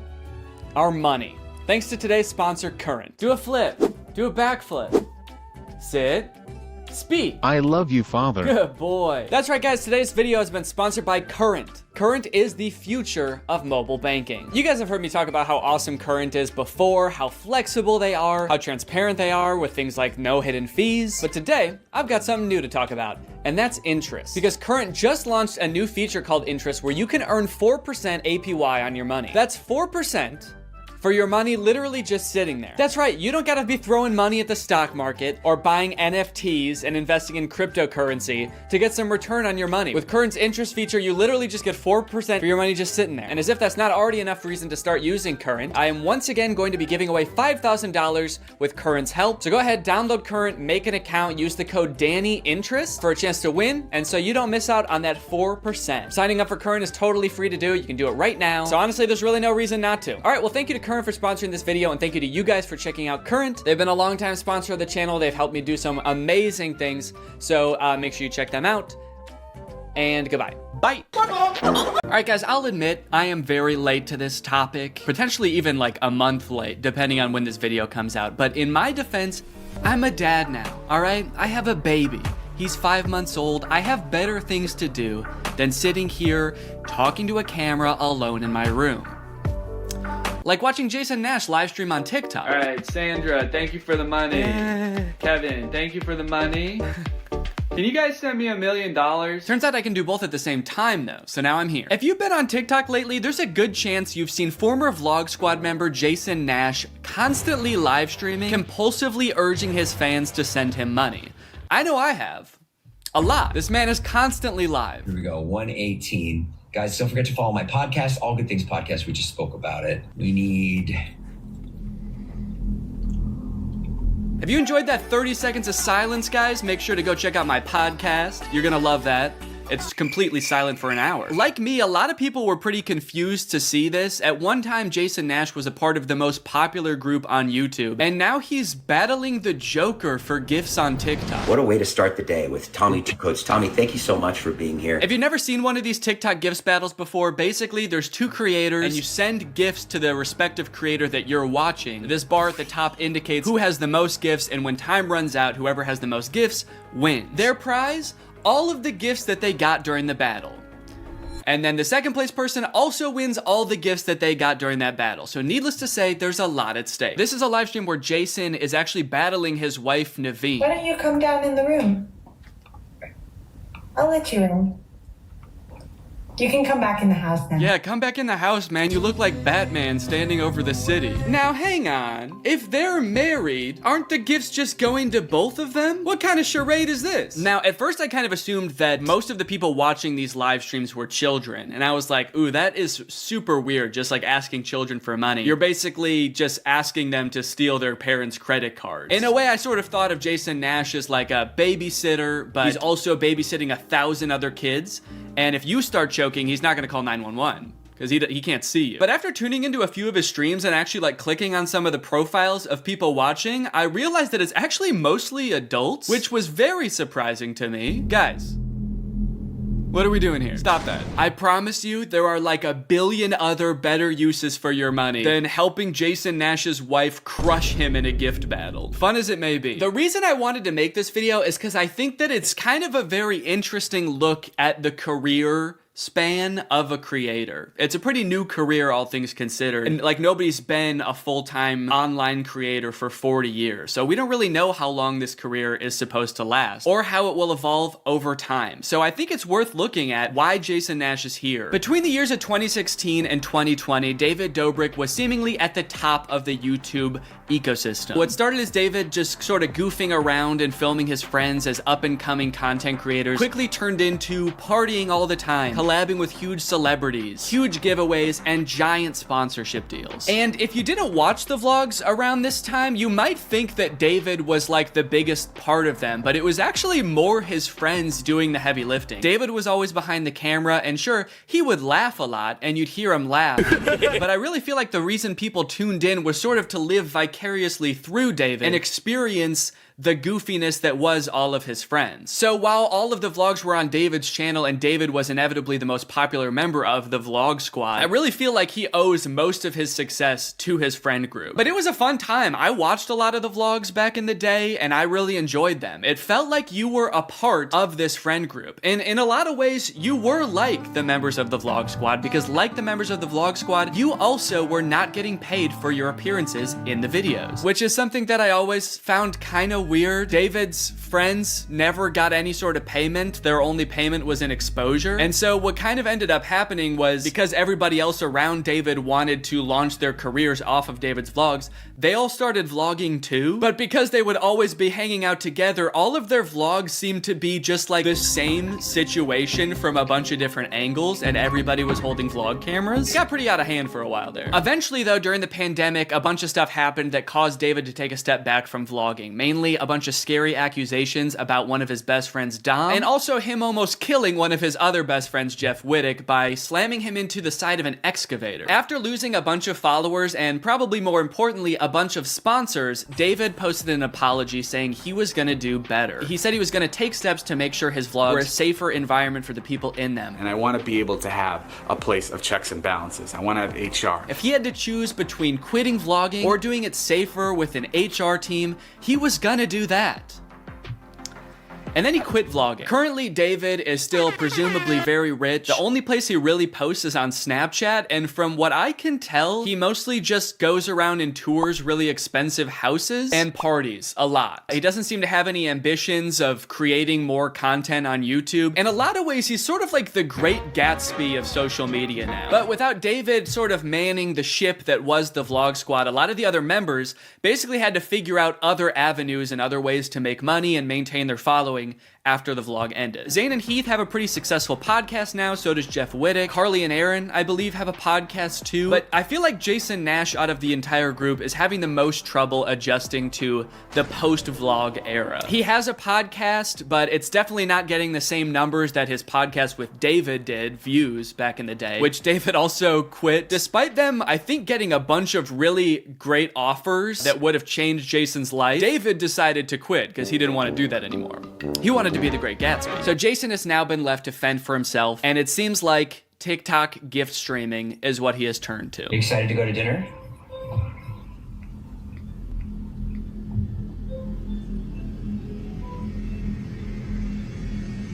Man, this is content, baby. This is crazy. I didn't know all you had to do is just sit there and stare at your camera and people will just send you money. Why did I write this whole video? So a lot of the response has obviously been kind of cringing at this feeling that what he's doing now is very shady. And I mean, he's not really harming anybody, I guess. It does seem like it's mostly adults sending him money. Obviously, there's always going to be kids online stealing their parents' credit cards, so that's not great. I do get kind of a shady vibe from it just because there literally is no content for you to consume except to send him money. Like, the whole point of this stream is to see how much money Jason can make without having to do anything. That's like the point of the stream. Melody, thank you. Let's go. And you could argue that Twitch streaming has donations and, you know, a bunch of other live streaming does too. But I would argue that there's at least some content behind that. Someone's playing a video game or they're doing a podcast live and the donations are just a little bit extra on top. It's not the content itself. I've also seen a lot of people wondering, like, wait, isn't David super generous? During his vlogs, he was always giving away cars. He was paying for people's weddings, just like handing out PlayStations to people on the street. Surely he could just help Jason if he's struggling financially, right? Wrong. From some of Jason's podcast clips, it seems that that is definitely not the case. But before we get to that, I've got to make some money of my own. Alright guys, let's get those gifts in. James, thank you for the llama. Carol, thank you for the sombrero. Brian sent a Arab? Oh. Is this a gift on TikTok Live? Also, how did you get this one? This one's mine. Well, regardless, this is actually pretty convenient because this video is sponsored by Arab. Arab flavors your water using scent-based taste. And, oh, Brian also sent a scent pod? Oh, thanks, man. Okay, so I can put that on. With the scent pod down like so, it's just a normal water bottle. But when I activate the scent pod, air is able to pass through the scent pod and into your mouth, where you can taste the scent. Send me money. I like to bust out my air up while I'm getting work done. It gives my water a little bit more which is what I need when I'm trying to focus. This one right here is lime, and it is excellent. Someone said, come to Brazil. I'm busy. Air up is a unique hydrating experience. You can't get this anywhere else, buddy. No chemicals, no sweeteners added to the water, just plain old water into my plain old mouth. The scent pods come in a variety of flavors. I really like the lime and the peach. My editor, Jake, is really fond of cherry. So no matter what kind of flavors you like, there's bound to be a couple for you. You want to spice up your hydration experience, click the link in the description, get yourself an Air Up, get yourself some scent pods, put your mouth on the nozzle, and suck away. You look really tired today. That is mean. Thank you to Air Up for sponsoring this video, and thank you to you guys for checking out Air Up. Now back to the video. About a month ago, when Jason was in the thick of his live streaming every day, he posted this podcast where he and a bunch of David's mutual friends talk about how different life is now that David's not vlogging anymore. Like, the thing is, like, David's in this, like, moment in his life. Yeah, where he can do anything. Where he just parties. Oh no, Jason, the look on your face, man. Jason's like, don't look bitter, don't look bitter, don't look bitter. Where he can do anything. Perfect. He can do whatever the fuck he wants now. He calls me to play pool, and I'm like, I gotta go live. And I don't expect him to understand that. You don't expect him to understand that you have to work to make money? You know he did that too, right? I wouldn't expect him to understand that, man. He hasn't had to work in, gosh, what is it, 2 years now? I hate to say it, Jason, I think he gets it. I just don't think he cares. Like, I'll say things like, I'm losing my house. and he'll be like, oh, but just go play pool. I just don't think he cares.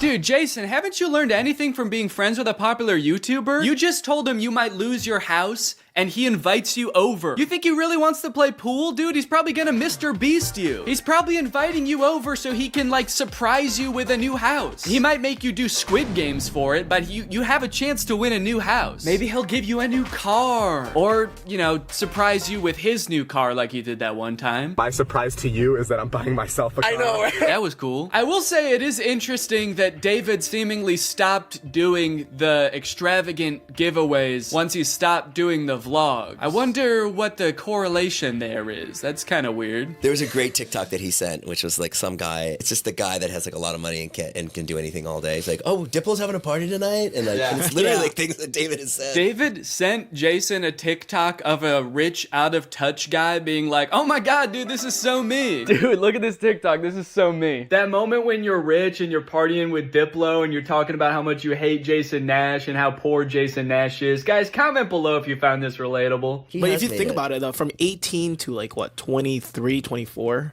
Oh, he was hitting it. He never drank. I don't think he ever drank. Even when we would visit him, we'd be up till like midnight, just like watching the edits, just like. Wow, he worked hard for 5 years? Let the man party, dude. Please do not burden David's poor gentle soul with your financial woes. Just let the man play pool and play with him, for God's sake. I mean, look, I don't doubt that he worked hard. The dude posted 3 vlogs a week. I'm sure it was a lot of hard work, but you know who also worked hard?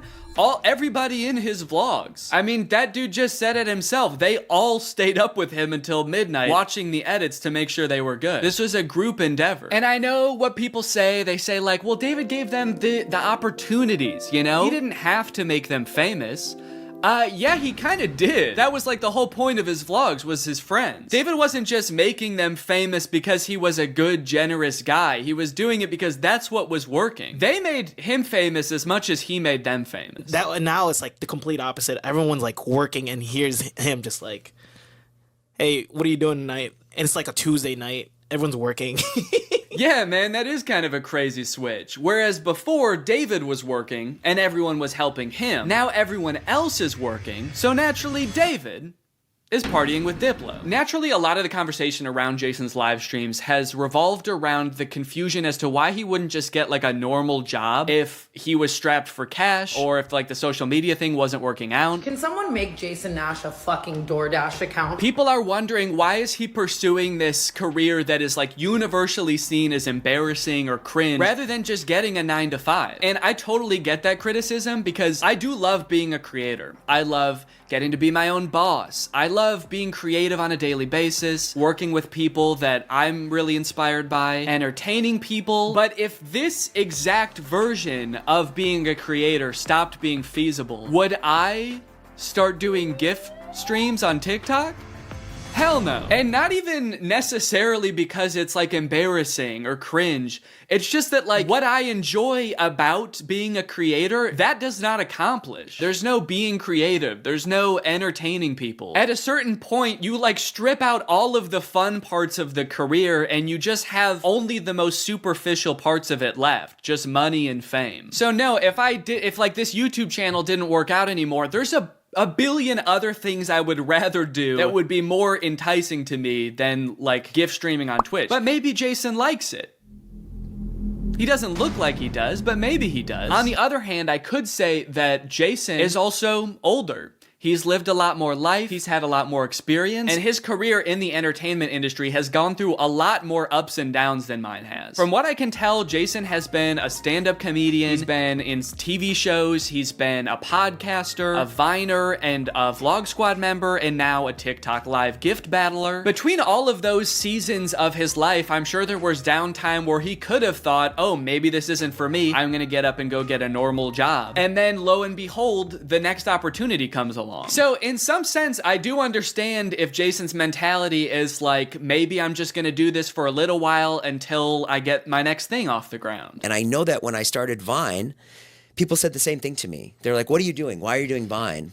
You know? And I was like, okay, this is what I'm doing. And then I did YouTube and people were like, why are you doing YouTube? And I feel like when you're first to something, that can really pan out. Yeah, I do get what you're saying, but also I don't know if this is the same as Vine and YouTube. Saying he's the first to this new thing like TikTok gift battling is gonna be the next big thing is very worrying to me. Please don't make that the next big thing, guys. On top of all that, there is this sort of like gamification in your head that happens when you're a content creator. Because so much of it is like numbers based, you're always looking at your analytics, hoping your numbers go up. It becomes kind of a game in your head to see if you can do better than you did last month or last year. Because of that, I feel like in a lot of content creators' heads, quitting or pursuing a different career path is seen as like losing the game, even if it's subconscious. That being said, I don't think that's a healthy way to look at it, and I would encourage people who are pursuing being a creator to find other passions that, you know, if this didn't work out, you could pursue that instead, because I think just clinging to relevancy for relevancy's sake is not a good thing. But why try to guess what Jason's thinking when someone literally asked him on his own podcast why he doesn't just get a job? This isn't me saying this as a negative thing. Yes, I'm just totally asking. Please. Yeah. Why don't I get a real job? No, I know why you do it. Yeah. But like... No, man. I know why you do it. It's pretty clear to me. But, could you tell everyone else why you do this? Someone said that the other day, why don't you get into real estate? I'm like, I hate it. I don't have a real estate license. Bo Graney? Oh yeah, I forgot. You have to be born with a real estate license to do real estate. But darn, Jason Nash was born with a TikTok account. So he has to do that instead. Right. Now look, would I be on TikTok Live if I wasn't in like a financial hole? I don't know. Probably not. But also like YouTube wasn't really working.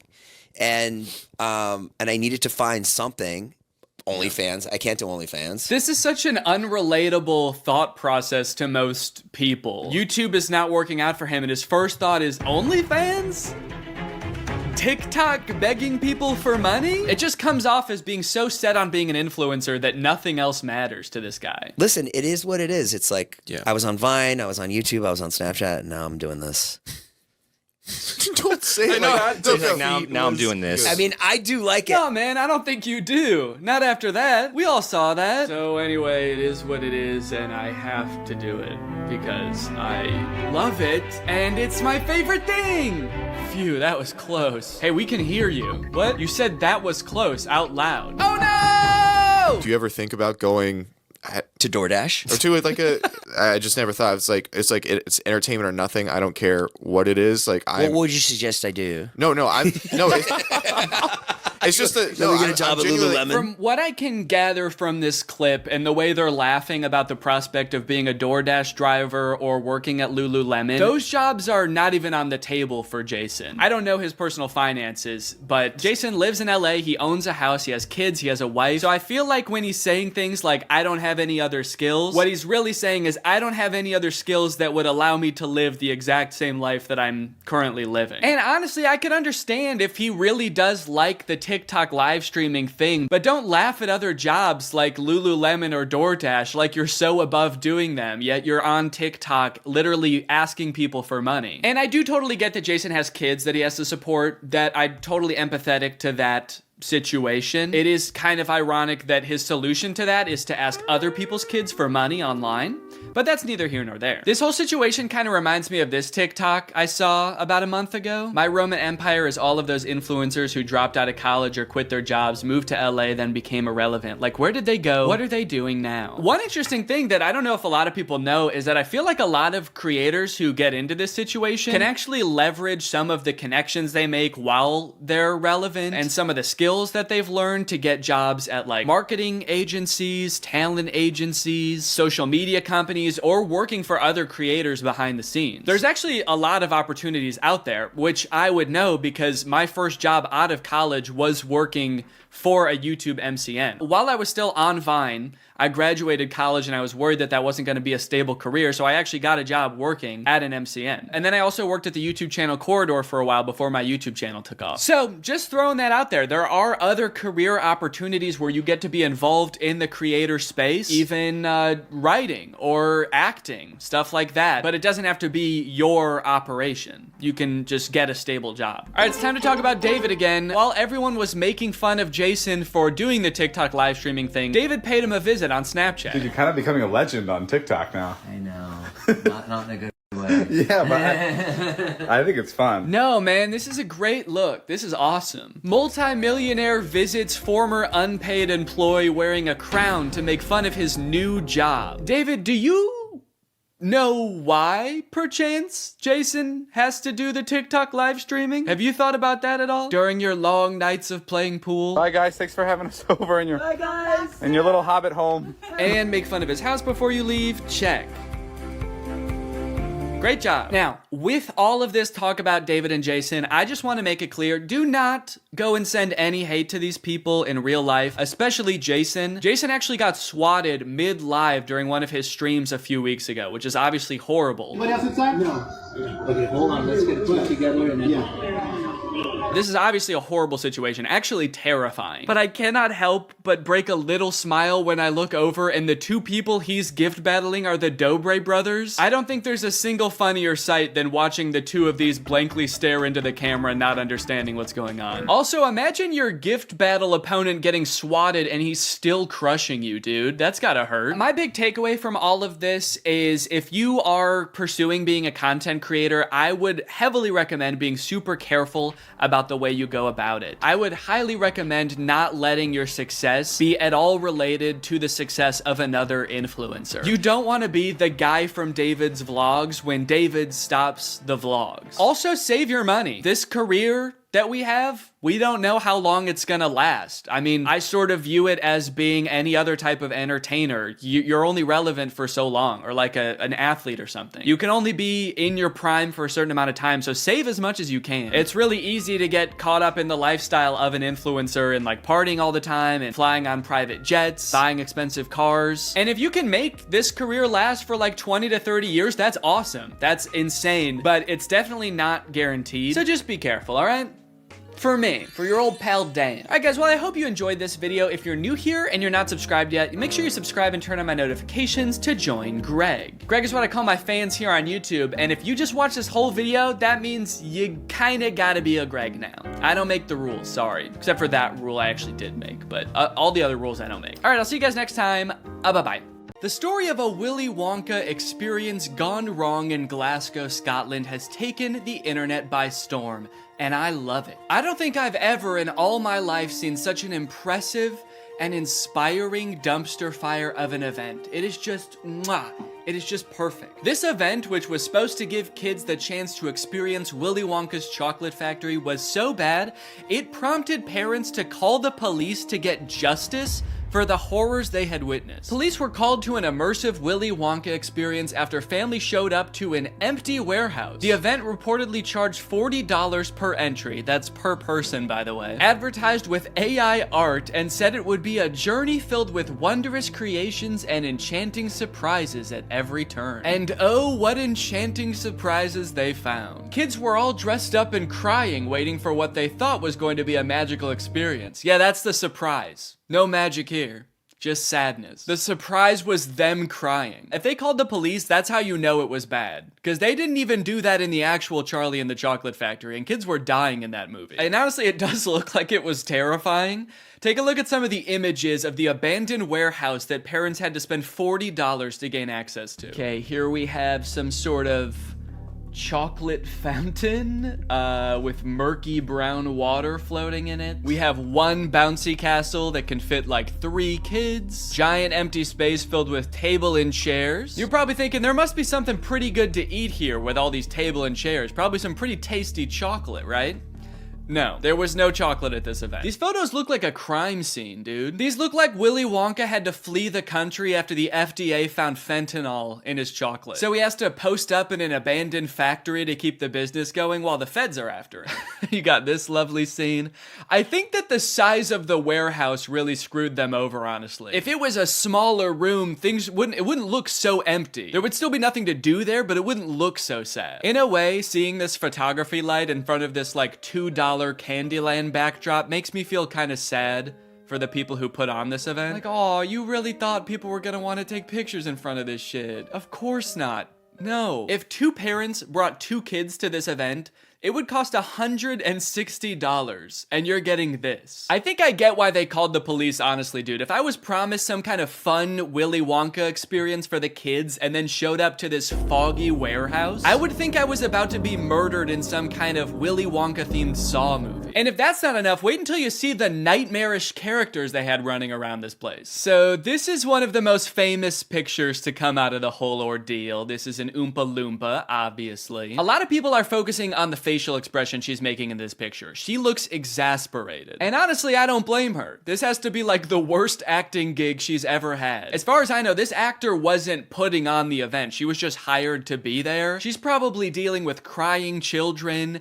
pissed off parents. Also, I'm pretty sure canonically the Oompa Loompas are enslaved by Willy Wonka, so the facial expression makes sense in that context too. What I'm actually more concerned with is everything else going on in this photo. Why is there so much smoke? I'm not super familiar with the process of making chocolate, but I'm 100% sure there should not be that much smoke happening. No wonder she's making that face, dude. She's high as hell. And I love all the mismatched chemistry gear she's got strewn about the table. Beakers, vials, this mysterious elixir locked up in a little glass box. A quill? Oompa Loompas take notes like wizards from the 1300s? I didn't know that. All right, now the other 2 characters that were at this thing, I gotta introduce you to at the same time because they're both in the same video clip. So let me introduce you to Willy Wonka and the Unknown. What is that? It's the unknown. Man, what the hell? Dude, fuck everything else. I would call the police based off of that. Who is that demon? Surprising twists and turns was right in the advertisement. I would not expect to take my kids to a Willy Wonka experience and have them be accosted by a shadow figure. I can tell you that right now. It's terrifying that Willy Wonka says, "What is that?" when he sees it. What is that? Like, dude, this is your chocolate factory. You don't even know what that is? We are so fucked. Here's a different clip of some other kids experiencing the unknown. As the soup flavor full of scary face. Oh my God. Stare the great unknown. Wonderful. I love fantastic.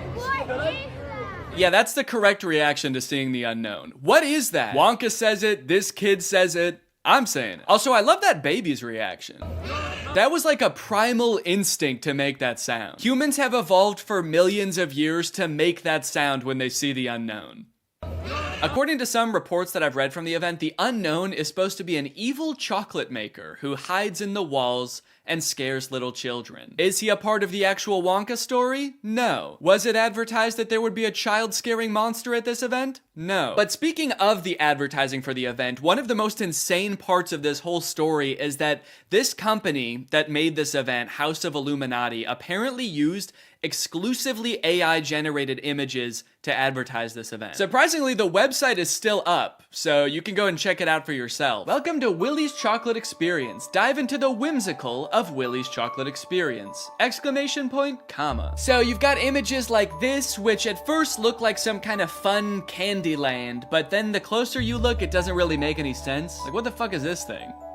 Is that supposed to be a bunny? Who the hell is that? I don't like the looks of these things. But then you get images like this advertising the Twilight Tunnel, which are so clearly AI generated, it makes you wonder if the whole event was being run by an AI. Because how could a human not notice that there are so many typos in all of these images? You got dim tight, depractions, ungurrival, featuring dodjection and swide. Then you've got ensuring entertainment, which of course includes catgagatting, carchy tons, and a passidice of sweet teats. And on top of the website being seemingly designed by AI, apparently all of the actors' lines were too, which we know thanks to this video posted by the actor who played Willy Wonka. I'm going to be poking a little bit of fun at the event, but I wanted to say before I start that I feel for anyone who bought tickets to this, people who are expecting a magical chocolate experience. People who are unfortunately captured by the unknown, we hope you are found soon. So the first red flag for me was when I was cast as Willy Wonka. Anyone who looks at me and thinks Willy Wonka and not Oompa Loompa is out of their mind. I give off major Oompa Loompa energy. I got cast as the part on the Thursday, and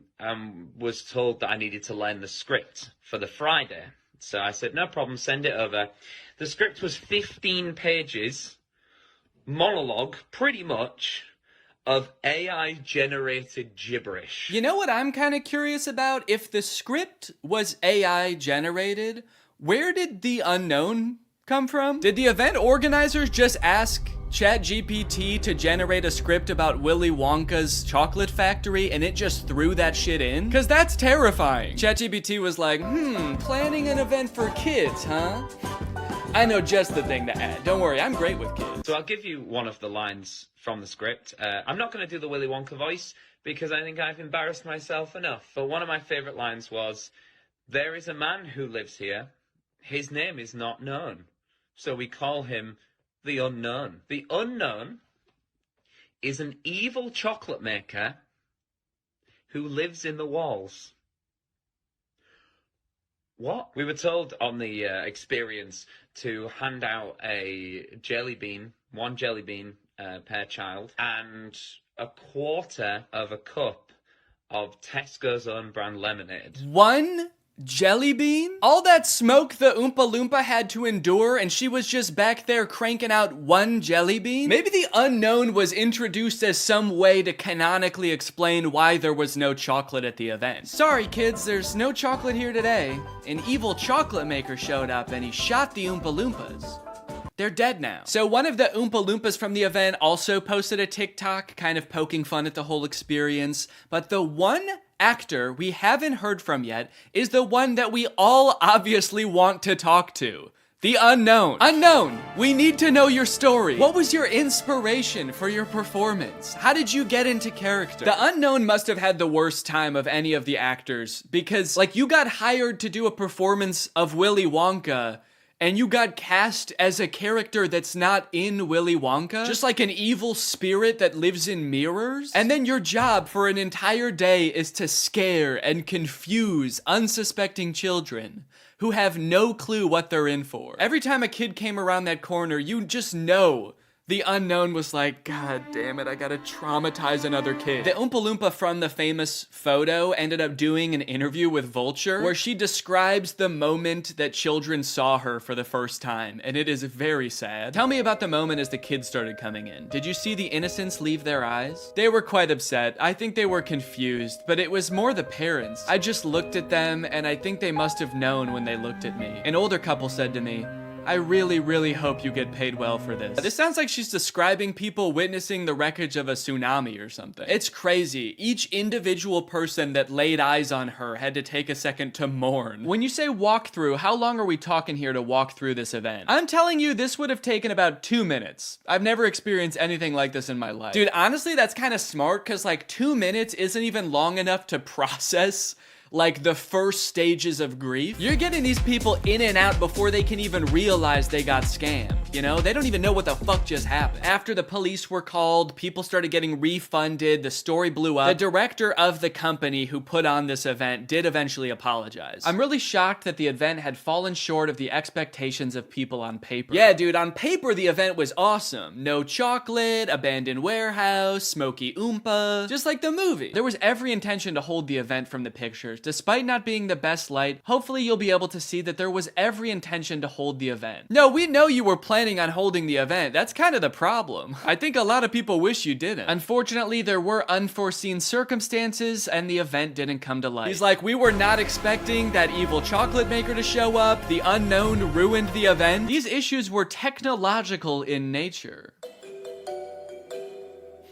We had ordered a holographic paper that didn't arrive on time. The holographic technology in itself is absolutely fabulous technology, and unfortunately, there was a delay in postage.